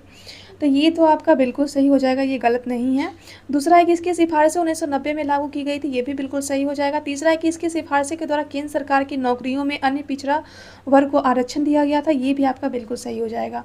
चौथा है कि यहाँ पे सरकार के द्वारा इसकी सिफारिशों को लागू करने का सभी वर्गों ने स्वागत किया था, तो ये आपका गलत हो जाएगा, तो डी इसका राइट आंसर हो जाएगा। तो आप लोग इसको ध्यान रखिएगा।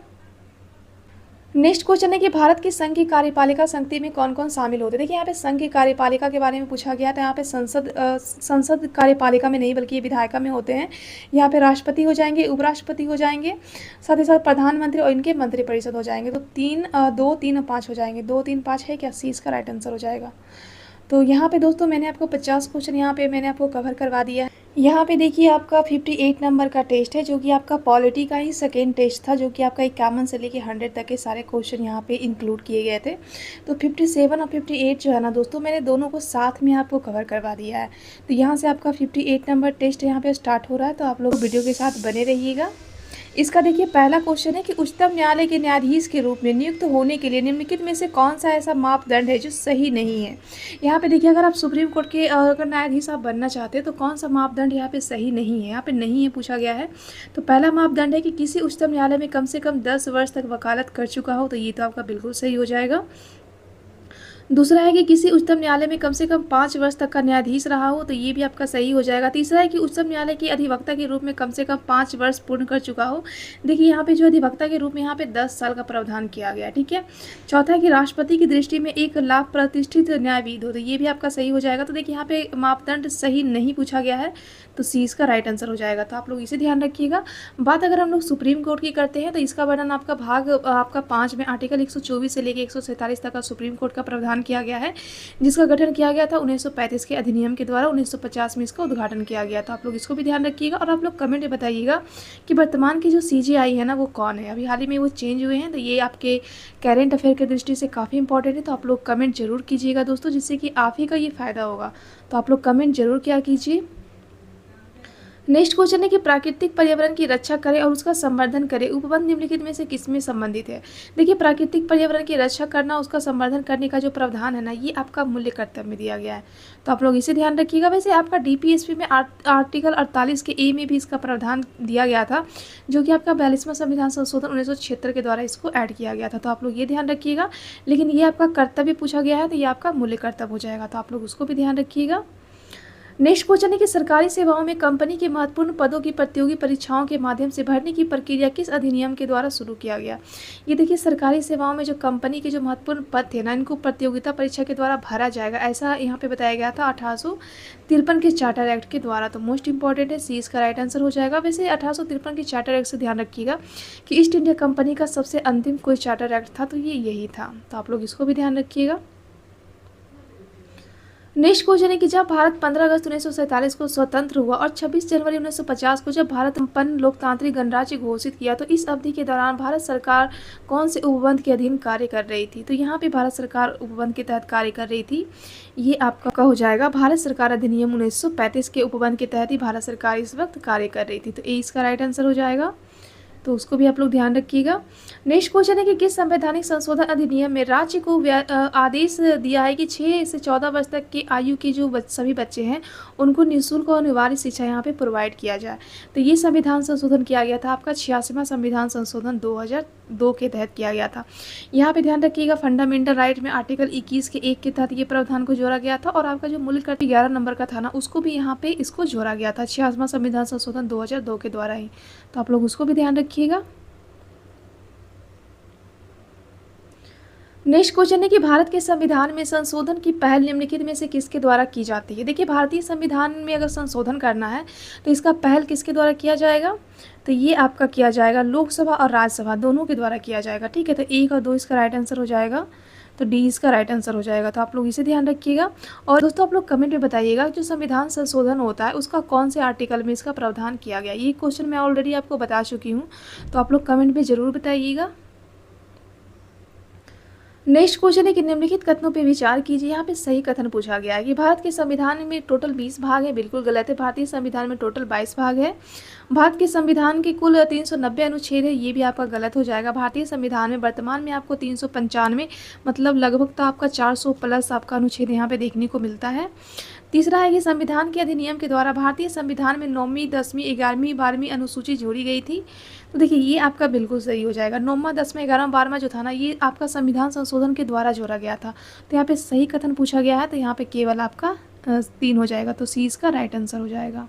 नेक्स्ट क्वेश्चन है कि यदि भारत के राष्ट्रपति किसी विशेष राज्य के संदर्भ में संविधान का अनुच्छेद 356 का के तहत अपनी शक्ति का प्रयोग करते हैं तो क्या होगा। देखिए आर्टिकल 356 का जो यूज किया जाता है ये आपका राष्ट्रपति शासन के तहत किया जाता है। ठीक है, इसमें क्या होता है कि राज्य में अगर संवैधानिक विफलता हो जाती है तो उस परिस्थिति में राज्यपाल जो है वो राष्ट्रपति को कहते हैं कि आइए और आके इस राज्य में आप लोग राष्ट्रपति शासन लगा दीजिए। तो उस परिस्थिति में क्या होता है कि उस राज्य की जो विधानमंडल है ना, उनकी शक्तियाँ संसद के द्वारा या उसके प्राधिकार के तहत प्रयोग किए जाते हैं। तो 20 का राइट आंसर हो जाएगा। तो आप लोग इसे भी ध्यान रखिएगा दोस्तों। नेक्स्ट क्वेश्चन है कि भारत के संविधान के बारे में निम्नलिखित में से कौन सा कथन यहाँ पे सही है। देखिए यहाँ पे भारतीय संविधान के बारे में पूछा गया है। सही कथन, नगर पालिका की शक्ति का जो संविधान के भाग 9 के 1 में दिया गया है, तो ये आपका बिल्कुल सही हो जाएगा। दूसरा है कि आपातकालीन प्रावधान का संविधान का भाग 18 में प्रावधान किया गया है, तो ये भी आपका बिल्कुल सही हो जाएगा। तीसरा है कि संविधान के संशोधन से संबंधित जो प्रावधान है ना, ये आपका भाग 20 में है, तो ये भी आपका बिल्कुल सही हो जाएगा। तो तीनों का तीनों आपका सही हो जाएगा। तो डी इसका राइट आंसर हो जाएगा। तो आप लोग उससे भी ध्यान रखिएगा दोस्तों। नेक्स्ट क्वेश्चन है कि ऑपरेशन ब्लू स्टार निम्नलिखित में से किससे संबंधित है। देखिए ऑपरेशन ब्लू स्टार पूछा है, तो ये आपका हो जाएगा स्वर्ण मंदिर में हुई सैन्य कार्रवाई से इसका संबंध हो जाएगा। तो 20 का राइट आंसर हो जाएगा। तो आप लोग इसको भी ध्यान रखिएगा। नेक्स्ट क्वेश्चन है कि निम्नलिखित कथनों पे विचार कीजिए। यहाँ पे देखिए सत्य कथन पूछा गया है। पहला कथन है कि 1967 के समय मोरारजी देसाई देश के प्रधानमंत्री के साथ ही उनके पास वित्त मंत्रालय का भी प्रभार था। देखिए 1967 में जो है ना वो देश के प्रधानमंत्री ये नहीं थे, तो यहाँ पे तो ये गलत हो जाएगा। दूसरा है कि बैंकों का राष्ट्रीयकरण और प्रीवी फर्ज को समाप्त करने की घोषणा इंदिरा गांधी के टाइम में किया गया था, तो ये आपका बिल्कुल सही हो जाएगा। देखिए बैंकों का जो राष्ट्रीयकरण है ना, ये आपका किया गया था 1969 में। वहीं पर अगर प्रीवी फर्ज की बात करते हैं तो ये आपका 26वां संविधान संशोधन के द्वारा किया जाता है। कि दोनों का दोनों जो है वो इंदिरा गांधी के टाइम पीरियड में ही किया जाता है। तो यहाँ पे सत्य कथन पूछा गया है, तो केवल यहाँ पे 20 का राइट आंसर हो जाएगा। तो इसे भी आप लोग ध्यान रखिएगा। नेक्स्ट क्वेश्चन है कि निम्नलिखित कथनों पर विचार कीजिए। यहाँ पे सत्य कथन पूछा गया है। पहला कथन है कि प्रधानमंत्री नेहरू और पाकिस्तान के जनरल अयूब खान ने सिंधु नदी जल संधि पे 1960 में उन्होंने हस्ताक्षर किया था, तो ये आपका बिल्कुल सही हो जाएगा। दूसरा है कि लाल बहादुर शास्त्री व पाकिस्तान के जनरल अयूब खान के बीच में 1966 में ताशकंद समझौता हुआ था, तो देखिए ये भी आपका बिल्कुल सही हो जाएगा। तो दोनों का दोनों यहाँ पे राइट आंसर हो जाएगा। तो सी से ध्यान रखिएगा दोस्तों। नेक्स्ट क्वेश्चन देखिए सूची 1 को 2 से मिलान करने के लिए दिया गया। यहाँ पे कुछ आर्टिकल है, इससे संबंधित ये प्रावधान है। तो आर्टिकल 124, देखिए आर्टिकल 124 का जो है ना ये आपका उच्चतम न्यायालय की स्थापना से संबंधित है। वहीं पे आर्टिकल 137 की बात करते हैं तो ये आपका हो जाएगा उच्चतम न्यायालय के अपने आदेश व निर्णय का पुनर्वलोकन से संबंधित, ये आपका हो जाएगा। वहीं पर उच्चतम न्यायालय की रीट की बात करते हैं, देखिए ये आपका अगर हाई कोर्ट की रीट पूछेगा तो आर्टिकल 226 हो जाएगा, और सुप्रीम कोर्ट का रीट पूछेगा तो ये आपका आर्टिकल 32 हो जाएगा। तो यहाँ पे आपका राइट आंसर क्या हो जाएगा, आपका राइट आंसर हो जाएगा 3 4 2 1। ठीक है, तो ए इसका राइट आंसर हो जाएगा। तो आप लोग इसको भी ध्यान रखिएगा। नेक्स्ट क्वेश्चन है कि भारत के संविधान का अनुच्छेद के तहत संविधान में बदलाव किया जाता है। ध्यान रखिएगा आर्टिकल 368 जो है ना वो संविधान संशोधन के बारे में बताता है, और ये जो संविधान संशोधन है ना इसकी प्रक्रिया दक्षिण अफ्रीका से भारत के द्वारा एक्सेप्ट किया गया है। तो आप लोग इसे ध्यान रखिएगा। तो यहाँ पे आर्टिकल 368 इसका राइट आंसर हो जाएगा। नेक्स्ट क्वेश्चन है कि भारत के संविधान के संशोधन की परिकल्पना ग्राम सभा को राज्य विधानमंडलों द्वारा सौंपे गए कार्यों और शक्तियों को निष्पादित करने हेतु पंचायत राज प्रणाली की नींव के रूप में की गई है। तो ये आपका किया गया था 73वां संविधान संशोधन 1992 के द्वारा। यहाँ पे पंचायती राज के बारे में बात किया गया है, तो ध्यान रखिएगा 73वां संविधान संशोधन हो जाएगा। और 74वां आपका हो जाएगा नगर पालिका, जो कि आपका 1993 में किया गया था। तो ये इसका राइट आंसर आपका डी हो जाएगा। तो आप लोग इसको भी ध्यान रखिएगा दोस्तों। नेक्स्ट क्वेश्चन है कि भारत के संविधान के निम्नलिखित में से किस अनुच्छेद के अनुसार धन विधेयक को राज्यसभा में पेश नहीं किया जाएगा।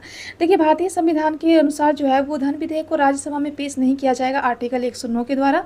आर्टिकल 109 जो है ना वहाँ पे धन विधेयक के बारे में विशेष प्रावधान का उल्लेख किया गया है, जहाँ पे बताया गया है कि धन विधेयक को सबसे पहले लोकसभा में पारित किया जाएगा, और ये राष्ट्रपति के पूर्व अनुमति के बाद ही लोकसभा में इसको पेश किया जाएगा। तो आप लोग इसे ध्यान रखिएगा। आर्टिकल 110 ध्यान रखिएगा दोस्तों, जहाँ पे विधेयक को परिभाषित किया गया था, ये आर्टिकल भी आप लोग ध्यान रखिएगा। नेक्स्ट क्वेश्चन है कि भारत के संविधान के निम्नलिखित अनुच्छेदों में से कौन सा अनुच्छेद धर्म की स्वतंत्रता का गारंटी देता है। देखिए आपका जो मौलिक अधिकार है ना, ये आपका भाग 3 में आपका 12 से लेकर 35 तक है। यहाँ पे आपका 25 से लेकर 28 तक के जो मौलिक अधिकार है उसमें बताया गया है कि आपको धार्मिक स्वतंत्रता का अधिकार दिया गया है, तो आप लोग इसको ध्यान रखिएगा। वहीं पे आपका आर्टिकल 23 से 24 शोषण के विरुद्ध अधिकार है। वहीं पे 14 से 18 आपका समता का अधिकार है और 19 से 22 आपका स्वतंत्रता अधिकार है, तो आप लोग इसको भी ध्यान रखिएगा। नेक्स्ट क्वेश्चन है कि निम्नलिखित में से कौन सी न्यायिक आदेश उच्च न्यायालय व उच्चतम न्यायालय द्वारा जिसे काफ़ी समय से हिरासत में लिया गया हो उसे अदालत के समक्ष पेश करने के लिए जारी किया जाता है। ध्यान रखिएगा, ये आपका हो जाएगा बंदी प्रत्यक्षीकरण, तो ये इसका राइट आंसर हो जाएगा, तो आप लोग इसको भी ध्यान रखिएगा दोस्तों। नेक्स्ट क्वेश्चन है कि भारतीय संविधान के किस मौलिक अधिकार में निर्दिष्ट किया गया है कि सभी व्यक्तियों को समान रूप से देश के कानूनों द्वारा संरक्षित किया जाएगा। ये आपका किया गया है, ये आपका है समानता का अधिकार। ये आपका समानता के अधिकार के तहत आर्टिकल 14 में किया गया है। आर्टिकल 14 में जो है वो उसका विधि के समझ समता का अधिकार और विधि के समझ समान संरक्षण का अधिकार का प्रावधान यहाँ पे किया गया है, तो ये इसका राइट आंसर हो जाएगा। वहीं पे समता का जो अधिकार है ना, ये आपका 14 से लेकर 18 तक का प्रावधान किया गया है। स्वतंत्रता का अधिकार ध्यान रखिएगा, ये आपका 19 से लेकर 22 तक हो जाएगा। शोषण का विरुद्ध 23 से 24 हो जाएगा। धार्मिक स्वतंत्रता का अधिकार यहाँ पे आपका 25 से लेकर 28 तक का हो जाएगा, तो सारे अधिकार भी आप लोग ध्यान रखिएगा। नेक्स्ट क्वेश्चन है कि भारतीय संविधान तैयार करने के दौरान 1946 में संविधान सभा ने संवैधानिक सलाहकार के रूप में किसे नियुक्त किए है। तो संविधान सभा का जो संवैधानिक सलाहकार थे ना, ये आपके BN राय हो जाएंगे, तो ये इसका राइट आंसर हो जाएगा। और ये काफ़ी बार एग्जाम में क्वेश्चन ये रिपीट हो, तो आप लोग इनका नाम ध्यान रखिएगा दोस्तों। नेक्स्ट क्वेश्चन है कि भारत के संविधान ने भारत सरकार के किस अधिनियम से कई संस्थागत विवरण और प्रक्रियाओं को उन्होंने अपनाया है। तो ये आपका हो जाएगा भारत सरकार अधिनियम 1935 के द्वारा भारतीय संविधान सभा के द्वारा जो है यहाँ पे काफ़ी ज़्यादा इनके प्रावधान को भारतीय संविधान में ऐड किया गया था, तो ये इसका राइट आंसर हो जाएगा। नेक्स्ट क्वेश्चन है कि संविधान सभा की कुल सदस्य यहाँ पे 389 थी, तो यहाँ पे से जिसमें से कितने देशी रियासत थे। ध्यान रखिएगा, यहाँ पे 389 सदस्य यहाँ पे संविधान सभा को यहाँ पे डिफाइन किया गया था, जहाँ पे 93 यहाँ पे देशी रियासत हो जाएंगे और यहाँ पे 296 सदस्य जो थे ये आपके ब्रिटिश प्रांत के हो जाएंगे, तो आप लोग इसे ध्यान रखिएगा। तो यहाँ पे आपका राइट आंसर हो जाएगा D, तो आप लोग इसको याद रखिएगा दोस्तों।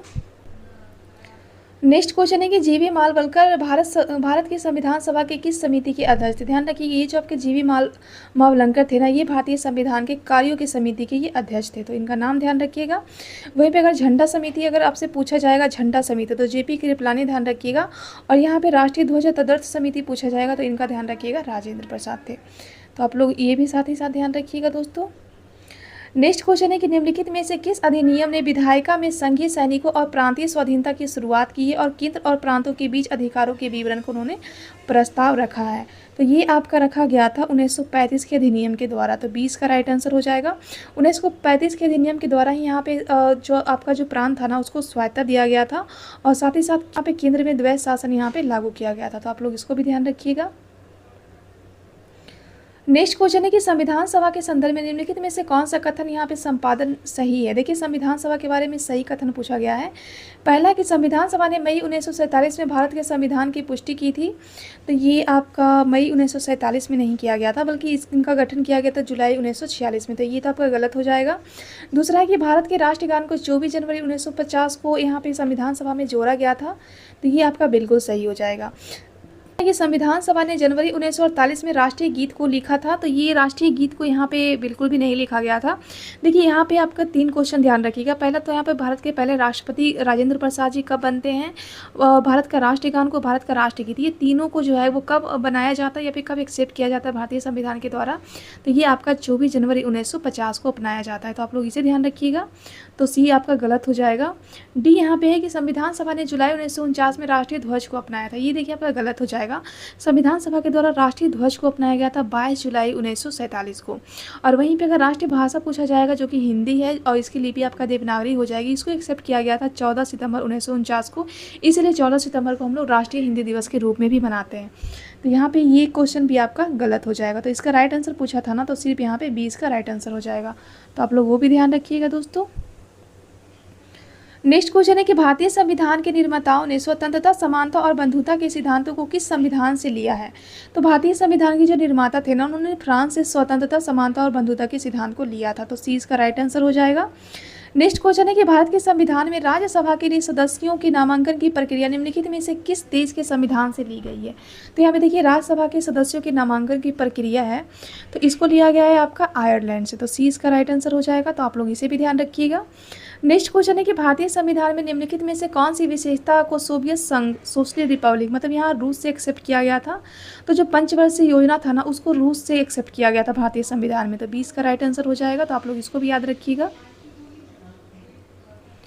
नेक्स्ट क्वेश्चन है कि अनुच्छेद 19 में भारत के संविधान के संशोधन में सामान्य रूप से जमींदारी अपार्टमेंट और विशेष रूप में कुछ राज्य अधिनियमों की संवैधानिक मान्यताओं को पूरी तरह से सुरक्षित करने वाले सिद्धांतों को शामिल किया है।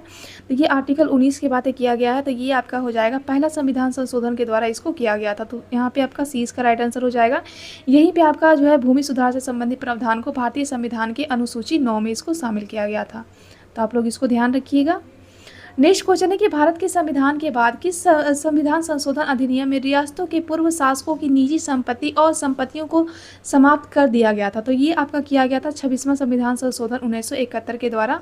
यहाँ पे ध्यान रखिएगा, यहाँ पे जो प्रधानमंत्री थी ना वो इंदिरा गांधी हुआ करती थी। यहाँ पे बताया गया था कि जो देसी रियासत है या पे जो पूर्व के जो भी राजा महाराजा हुआ करते थे, इनको यहाँ पे पेंशन वगैरह जो भी दिया जाता था उसको यहाँ पे समाप्त कर दिया गया था। तो आप लोग इसको ध्यान रखिएगा। नेक्स्ट क्वेश्चन है कि भारत के संविधान के किस संविधान संशोधन में भारत के वर्णन को एक संप्रभु लोकतांत्रिक गणराज्य से संप्रभु समाजवादी धर्मनिरपेक्ष लोकतांत्रिक गणराज्य में बदल दिया और साथ ही राष्ट्र की एकता शब्द को राष्ट्र की एकता और अखंडता में बदल दिया। तो ये आपका हो जाएगा 42वां संविधान संशोधन 1976 के द्वारा ऐसा किया गया था। तो यहाँ पे राइट आंसर आपका हो जाएगा सी। तो आप लोग इसको भी ध्यान रखिएगा। नेक्स्ट क्वेश्चन है कि भारत के राष्ट्रपति की यह शक्ति कि वह किसी मामले में मंत्रिपरिषद के पास पुनर्विचार के लिए वापस भेज सकता है। तो भारतीय संविधान के किस संविधान संशोधन के द्वारा इसको सम्मिलित किया गया था। तो यहाँ पे 44वां संविधान संशोधन 1948 किया गया था। इसमें बताया गया था कि जो भी लोकसभा राज्यसभा से जो भी विधेयक आएंगे, पहले यहाँ पे क्या था ना कि ये पुनर्विचार के लिए लौटा नहीं सकते थे राष्ट्रपति, लेकिन यहाँ पे जब 44वां संविधान संशोधन 1978 किया गया तो यहाँ पे बताया गया कि ये लोग यहाँ पे बताया गया कि एक बार ये पुनर्विचार के लिए लौटा सकते हैं और पुनर्विचार के बाद अगर राष्ट्रपति के पास कोई विधेयक आता है तो इस पे ये बाध्य हो जाते हैं अपना मत देने के लिए। तो डी इसका राइट आंसर हो जाएगा। नेक्स्ट क्वेश्चन है कि किस संविधान संशोधन में संविधान की 8वीं अनुसूची में 3 स्लोगन नेपाली, कोंकणी और इसको शामिल किया गया था। तो ये आपका किया गया था 71वां संविधान संशोधन जो कि आपका 1992 में होता है, जहाँ पे नमक ध्यान रखिएगा। नमक से न से नेपाली, एम से आप मणिपुरी और के से आप लोग कोंकणी ध्यान रखिएगा। देखिए आपका 8वीं अनुसूची में 22 भाषा का उल्लेख है, वैसे आपका मूल जो था ना वो 14 ही भाषा था। उसके बाद 3 संविधान संशोधन किया जाता है। पहला तो यहाँ पे 21वां संविधान संशोधन किया जाता है जो कि आपका 1967 में किया जाता है। यहाँ पे सिंधी भाषा को जोड़ा गया था। उसके बाद 71वां संविधान संशोधन के द्वारा जो है यहाँ पे 3 भाषा को जोड़ा जाता है, नेपाली, मणिपुरी और कोंकणी को। उसके बाद आपका 92वां संविधान संशोधन होता है जो कि आपका 2003 में होता है। यहाँ पे 4 भाषाओं को जोड़ा जाता है। एक तो आपका मैथिली हो जाएगा, दूसरा संथाली हो जाएगा, तीसरा आपका बोडो और चौथा यहाँ पे डोगरी हो जाएगा। तो साथ ही साथ आप लोग इसको भी ध्यान रखिएगा दोस्तों। नेक्स्ट क्वेश्चन है कि भारत के संविधान के निम्नलिखित में से किस संशोधन में उल्लेख आर्टिकल 51 के 1 के अंतर्गत एक नया मूल्य कर्तव्य को जोड़ा गया था। तो ये आपका किया गया था 86वां संविधान संशोधन 2002 के द्वारा। जो आपका आर्टिकल 51 का था ना, पहले यहाँ पे 10 ही अधिकार दिए गए थे, उसके बाद यहाँ पे 11वां कर्तव्य को यहाँ पे इंक्लूड किया गया था और ये शिक्षा से संबंधित है। तो आप लोग इसे भी ध्यान रखिएगा।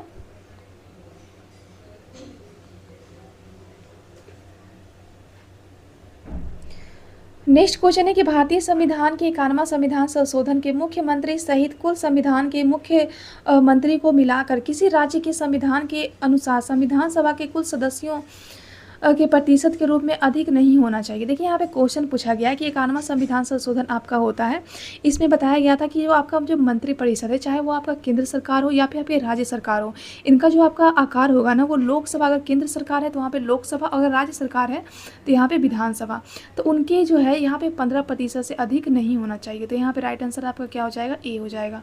तो आप लोग इसे ध्यान रखिएगा। ये काफ़ी बार एग्जाम में क्वेश्चन की पूछा गया है और काफ़ी लोगों को ये क्वेश्चन गलत होता है, तो आप लोग इसे अच्छे तरीके से कवर कर लीजिएगा। नेक्स्ट क्वेश्चन है कि राष्ट्रीय राजधानी दिल्ली क्षेत्र दिल्ली सरकार कारखाने 2021 को मार्च 2021 को पेश किया गया था। यह मैक्सिकन राष्ट्रीय राजधानी क्षेत्र दिल्ली सरकार के किस अधिनियम में इसको संशोधन किया गया था। तो ये आपका हो जाएगा 69वां संविधान संशोधन 1991 के द्वारा। तो 20 का राइट आंसर हो जाएगा। तो आप लोग इसे भी ध्यान रखिएगा। यहीं पे दिल्ली को जो है वो राजधानी के रूप में दर्जा दिया जाता है। नेक्स्ट क्वेश्चन है कि भारतीय संविधान की कौन सी ऐसी अनुसूची है जो संघ सूची, राज सूची और शक्तियों का सीमांकन करती है, अर्थात संघ सूची, राज सूची, समवर्ती सूची। तो यहाँ पे ध्यान रखिएगा ये आपका 7वां अनुसूची हो जाएगा। तो ये मोस्ट इंपॉर्टेंट है, काफ़ी बार ये क्वेश्चन रिपीट हुआ है, खैर ये तो आपको याद ही होगा। नेक्स्ट क्वेश्चन है कि नौकरियों और शैक्षणिक संस्थानों में समाज के कमजोर वर्ग के लिए आरक्षण उपलब्ध कराने के लिए केंद्र सरकार को संविधान का कौन सा अनुच्छेद का अधिकार प्रदान करती है। देखिए, जब भी आप नौकरी या फिर शिक्षण संस्थान में जो भी आपका आरक्षण दिया जाता है तो ये किसके तहत दिया जाता है, तो ये आपका आर्टिकल 16 के तहत दिया जाता है। तो 20 का राइट आंसर हो जाएगा। नेक्स्ट क्वेश्चन है कि 71वां संविधान संशोधन 1992 होता है तो उसके द्वारा 8वीं अनुसूची में कौन से भाषा शामिल किए गए थे। ध्यान रखिएगा, नमक ध्यान रखिएगा। एन से आपका नेपाली हो जाएगा, के से कोंकणी हो जाएगा और एम से आपका हो जाएगा मणिपुरी। तो 3 भाषा को यहाँ पे शामिल किया गया था। तो यहाँ पे आपका क्या हो जाएगा, यहाँ पे आपका राइट आंसर हो जाएगा कोंकणी, नेपाली और मणिपुरी। तो आपका 1, 2 और 3 हो जाएगा, 1, 2 और 3। तो ए इसका राइट आंसर हो जाएगा। नेक्स्ट क्वेश्चन है कि भारत के संविधान के बारे में निम्नलिखित में से कौन सा कथन यहाँ पे सही है। देखिए, यहाँ पे रिपीटेड क्वेश्चन है। तो पहला कथन पूछा गया है कि नगर पालिका को शक्ति का संवैधानिक अधिकार भाग 9 के 1 में इसको प्रोवाइड किया गया, तो ये बिल्कुल सही हो जाएगा। दूसरा है कि संविधान के भाग 18 में आपातकालीन प्रावधान दिए गए हैं, तो ये भी आपका बिल्कुल सही हो जाएगा। तीसरा है कि संविधान संशोधन का जो प्रावधान है वो भाग 20 में है, तो ये बिल्कुल सही हो जाएगा। तो आपका डी इसका राइट आंसर हो जाएगा। सभी यहाँ पे सही हो जाएंगे। नेक्स्ट क्वेश्चन है कि भारत के संविधान के अनुसार निम्नलिखित में से कौन सा कथन यहाँ पे सही है। यहाँ पे देखिए सही कथन पूछा गया है। पहला कथन है कि अंतर्राज्यीय व्यापार और वाणिज्यिक राज्य सूची के अंतर्गत राज्य का विषय है। यहाँ पे अंतर्राज्यीय व्यापार के बारे में पूछा गया है, तो ये आपका गलत हो जाएगा। दूसरा है कि अंतर्राज्यीय प्रवासन राज्य सूची के अंतर्गत राज्य का विषय है, तो ये भी आपका गलत हो जाएगा। तीसरा है कि अंतर्राज्यीय संगरोध संघ सूची के विषय के अंतर्गत संघ विषय है, तो ये आपका देखिए यहाँ पे राइट आंसर हो जाएगा। और यहाँ पे देखिए सही पूछा गया था, तो यहाँ पे सी इसका राइट आंसर हो जाएगा। तो आप लोग इसे ध्यान रखिएगा दोस्तों। और वीडियो पसंद आता है तो प्लीज़ वीडियो को लाइक करना और चैनल को सब्सक्राइब करना बिल्कुल मत भूलिएगा। नेक्स्ट क्वेश्चन है कि केंद्रीय बजट के संदर्भ में निम्नलिखित में से कौन सा कथन यहाँ पे विचार करने योग्य है। यहाँ पे सही कथन पूछा गया है केंद्रीय बजट के संदर्भ में। पहला कथन है कि प्रधानमंत्री की ओर से केंद्रीय वित्त मंत्री संसद के दोनों सदनों के समक्ष वार्षिक वित्तीय विवरण को प्रस्तुत करती हैं, तो ये आपका बिल्कुल सही हो जाएगा, करती है, तो ये आपका बिल्कुल गलत हो जाएगा। दूसरा है कि संघ स्तर पे राष्ट्रपति, भारत के राष्ट्रपति की सिफारिश के बिना अनुदान की कोई मांग नहीं की जा सकती है। ये आपका बिल्कुल सही है कि राष्ट्रपति की सिफारिश के बिना अनुदान का कोई मांग यहाँ पे नहीं किया जाएगा। तो यहाँ पे केवल आपका 2 हो जाएगा। सही पूछा गया है ना, तो 20 का राइट आंसर हो जाएगा। तो आप लोग इसे भी ध्यान रखिएगा। नेक्स्ट क्वेश्चन है कि सरकारी कामकाज के संचालन के लिए करों और अन्य प्राप्तियों के माध्यम से संघ सरकार को प्राप्त सभी राजस्व में इसमें जमा किया जाता है। देखिए, संघ सरकार को जो भी टैक्स वगैरह से जो भी रेवेन्यू इनको जनरेट होती है, तो इनको कहाँ पे इनको जमा किया जाता है, तो ये आपका हो जाएगा समेकित निधि। ठीक है, और इसका वर्णन आपका दिया गया आर्टिकल 266 में, तो ये भी ध्यान रखिएगा। नेक्स्ट क्वेश्चन है कि भारतीय संविधान के तहत निम्नलिखित में से कौन सा एक मौलिक कर्तव्य नहीं है। यहाँ पे मौलिक कर्तव्य नहीं है पूछा गया है। तो सार्वजनिक चुनाव में वोट देने का अधिकार, देखिए यही आपका हो जाएगा, यही आपका मौलिक कर्तव्य नहीं हो जाएगा। वहीं पे वैज्ञानिक दृष्टिकोण का विकास करना होगा, सार्वजनिक संपत्ति की रक्षा करना है, अपने संविधान का पालन करना, उनके आदर्शों को सम्मान करना, ये सभी के सभी है। लेकिन चुनाव में वोट देना जो आपका मौलिक कर्तव्य नहीं है, तो ये इसका राइट आंसर हो जाएगा। नेक्स्ट क्वेश्चन है कि भारत के प्रधानमंत्री उनकी नियुक्ति के समय, देखिए प्रधानमंत्री की नियुक्ति के समय के बारे में बताया गया है। तो ये आपका है कि संसद के किसी भी सदन का सदस्य होना आवश्यक नहीं है, लेकिन उसे 6 मंथ के अंदर जो है वो किसी भी सदन का सदस्य बनना होगा। तो ये आपका बिल्कुल सही हो जाएगा। तो यहाँ पे आपका समय पूछा गया है, तो ए इसका राइट आंसर हो जाएगा। तो आप लोग ध्यान रखिएगा। नेक्स्ट क्वेश्चन यहाँ पे है कि विधेयक पारित होने के दौरान लोकसभा और राज्यसभा के बीच गतिरोध के कारण संसद की संयुक्त बैठक की आवश्यकता होती है, आवश्यकता होती है। तो यहाँ पे देखिए ये आपका हो जाएगा साधारण बहुमत। देखिए जब भी संयुक्त अधिवेशन बुलाया जाता है वो आपका साधारण बहुमत पे ही, साधारण विधेयक पे ही बुलाया जाता है, लेकिन धन विधेयक और संविधान संशोधन विधेयक पे नहीं बुलाया जाता है। तो यहाँ पे ओनली आपका 1 हो जाएगा। तो ए इसका राइट आंसर हो जाएगा। तो आप लोग इसे भी ध्यान रखिएगा। नेक्स्ट क्वेश्चन है कि भारतीय संविधान में केंद्र और राज्यों के बीच शक्तियों का वितरण संविधान में दी गई योजना पर आधारित है। देखिए केंद्र और राज्य के बीच जो शक्ति का जो वितरण है ना, ये आपका किया गया था 1935 के अधिनियम के द्वारा, और यहीं पे आपका 7वीं अनुसूची अस्तित्व में आता है। तो ध्यान रखिएगा, सी इसका राइट आंसर हो जाएगा।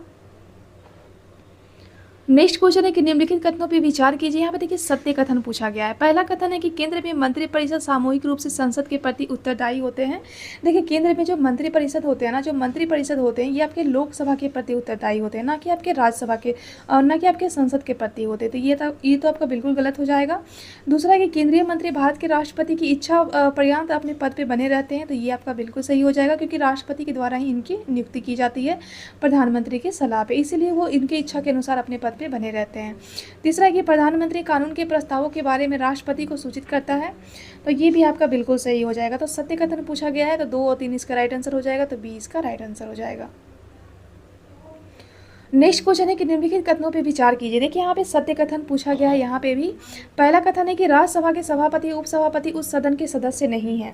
देखिए राज्यसभा के जो सभापति होते हैं ये आपके उपराष्ट्रपति होते हैं, तो ये आपके जो सदन होता है ना उसके ये बिल्कुल भी सदस्य नहीं होते हैं। तो ये तो आपका बिल्कुल सही हो जाएगा। तो सभापति जो होते हैं वो राज्यसभा के सदस्य नहीं होते, क्योंकि वो उपराष्ट्रपति होते हैं। उपराष्ट्रपति का चुनाव किया जाता है जो कि आपके राष्ट्रपति के चुनाव के आधार पे ही किया जाता है। लेकिन जो उप सभापति होते हैं ना ये आपके राज्यसभा के सदस्य में से ही किसी को चुना जाता है। तो यहाँ पे से सदस्य नहीं पूछा गया है, तो सभापति तो नहीं है लेकिन उपसभापति यहाँ पे है। तो पहला तो यहाँ पे आपका गलत हो जाएगा। दूसरा है कि यद्यपि संसद के दोनों सदनों के मनोनीत सदस्यों को राष्ट्रपति चुनाव में मतदान करने का अधिकार नहीं है, लेकिन उन्हें राष्ट्रपति उपराष्ट्रपति के चुनाव में मतदान करने का अधिकार होता है। तो ये आपका बिल्कुल सही हो जाएगा। तो सत्य कथन पूछा गया है तो केवल आपका बी हो जाएगा। तो आप लोग इसको भी ध्यान रखिएगा दोस्तों। नेक्स्ट क्वेश्चन है कि भारत के संविधान में अंतर्राष्ट्रीय शांति और सुरक्षा को बढ़ावा देना कहाँ पे शामिल किया गया। तो ये आपका डीपीएसपी में आर्टिकल आप लोग ये आर्टिकल आप लोग बताइएगा, ये आपका होमवर्क हो गया। तो आर्टिकल किस आर्टिकल के द्वारा जो है अंतर्राष्ट्रीय शांति और सुरक्षा का प्रावधान किया गया है, और आप लोग बताइएगा कि किस आर्टिकल के द्वारा आपका डीपीएसपी के कौन से आर्टिकल के द्वारा आपका कार्यपालिका और न्यायपालिका का पृथककरण की भी बात किया गया। तो दोनों आर्टिकल बताइएगा, ये आपका होमवर्क है दोस्तों। यहाँ पे मैंने आपका 100 क्वेश्चन काफ़ी अच्छी तरीके से मैंने आपका कवर करवा दिया है, जो कि आपका टेस्ट नंबर 57 और 58 का है। दोनों को मैंने साथ में करके आपको 1 से 100 तक के सारे क्वेश्चन कवर करवा दिए हैं। तो ये वीडियो आपको कैसा लगा दोस्तों कमेंट में ज़रूर बताइएगा, और प्लीज़ आप लोग ज़्यादा से ज़्यादा मेरे चैनल को सपोर्ट कीजिएगा और ज़्यादा से ज़्यादा आप लोग चैनल को प्यार दीजिएगा। और इसके जितने भी PDF है ना आपको मेरे टेलीग्राम पर मिल जाएंगे, तो जाके आप लोग टेलीग्राम को भी ज्वाइन कर लीजिएगा। तो चलिए हम लोग मिलते हैं नेक्स्ट वीडियो में।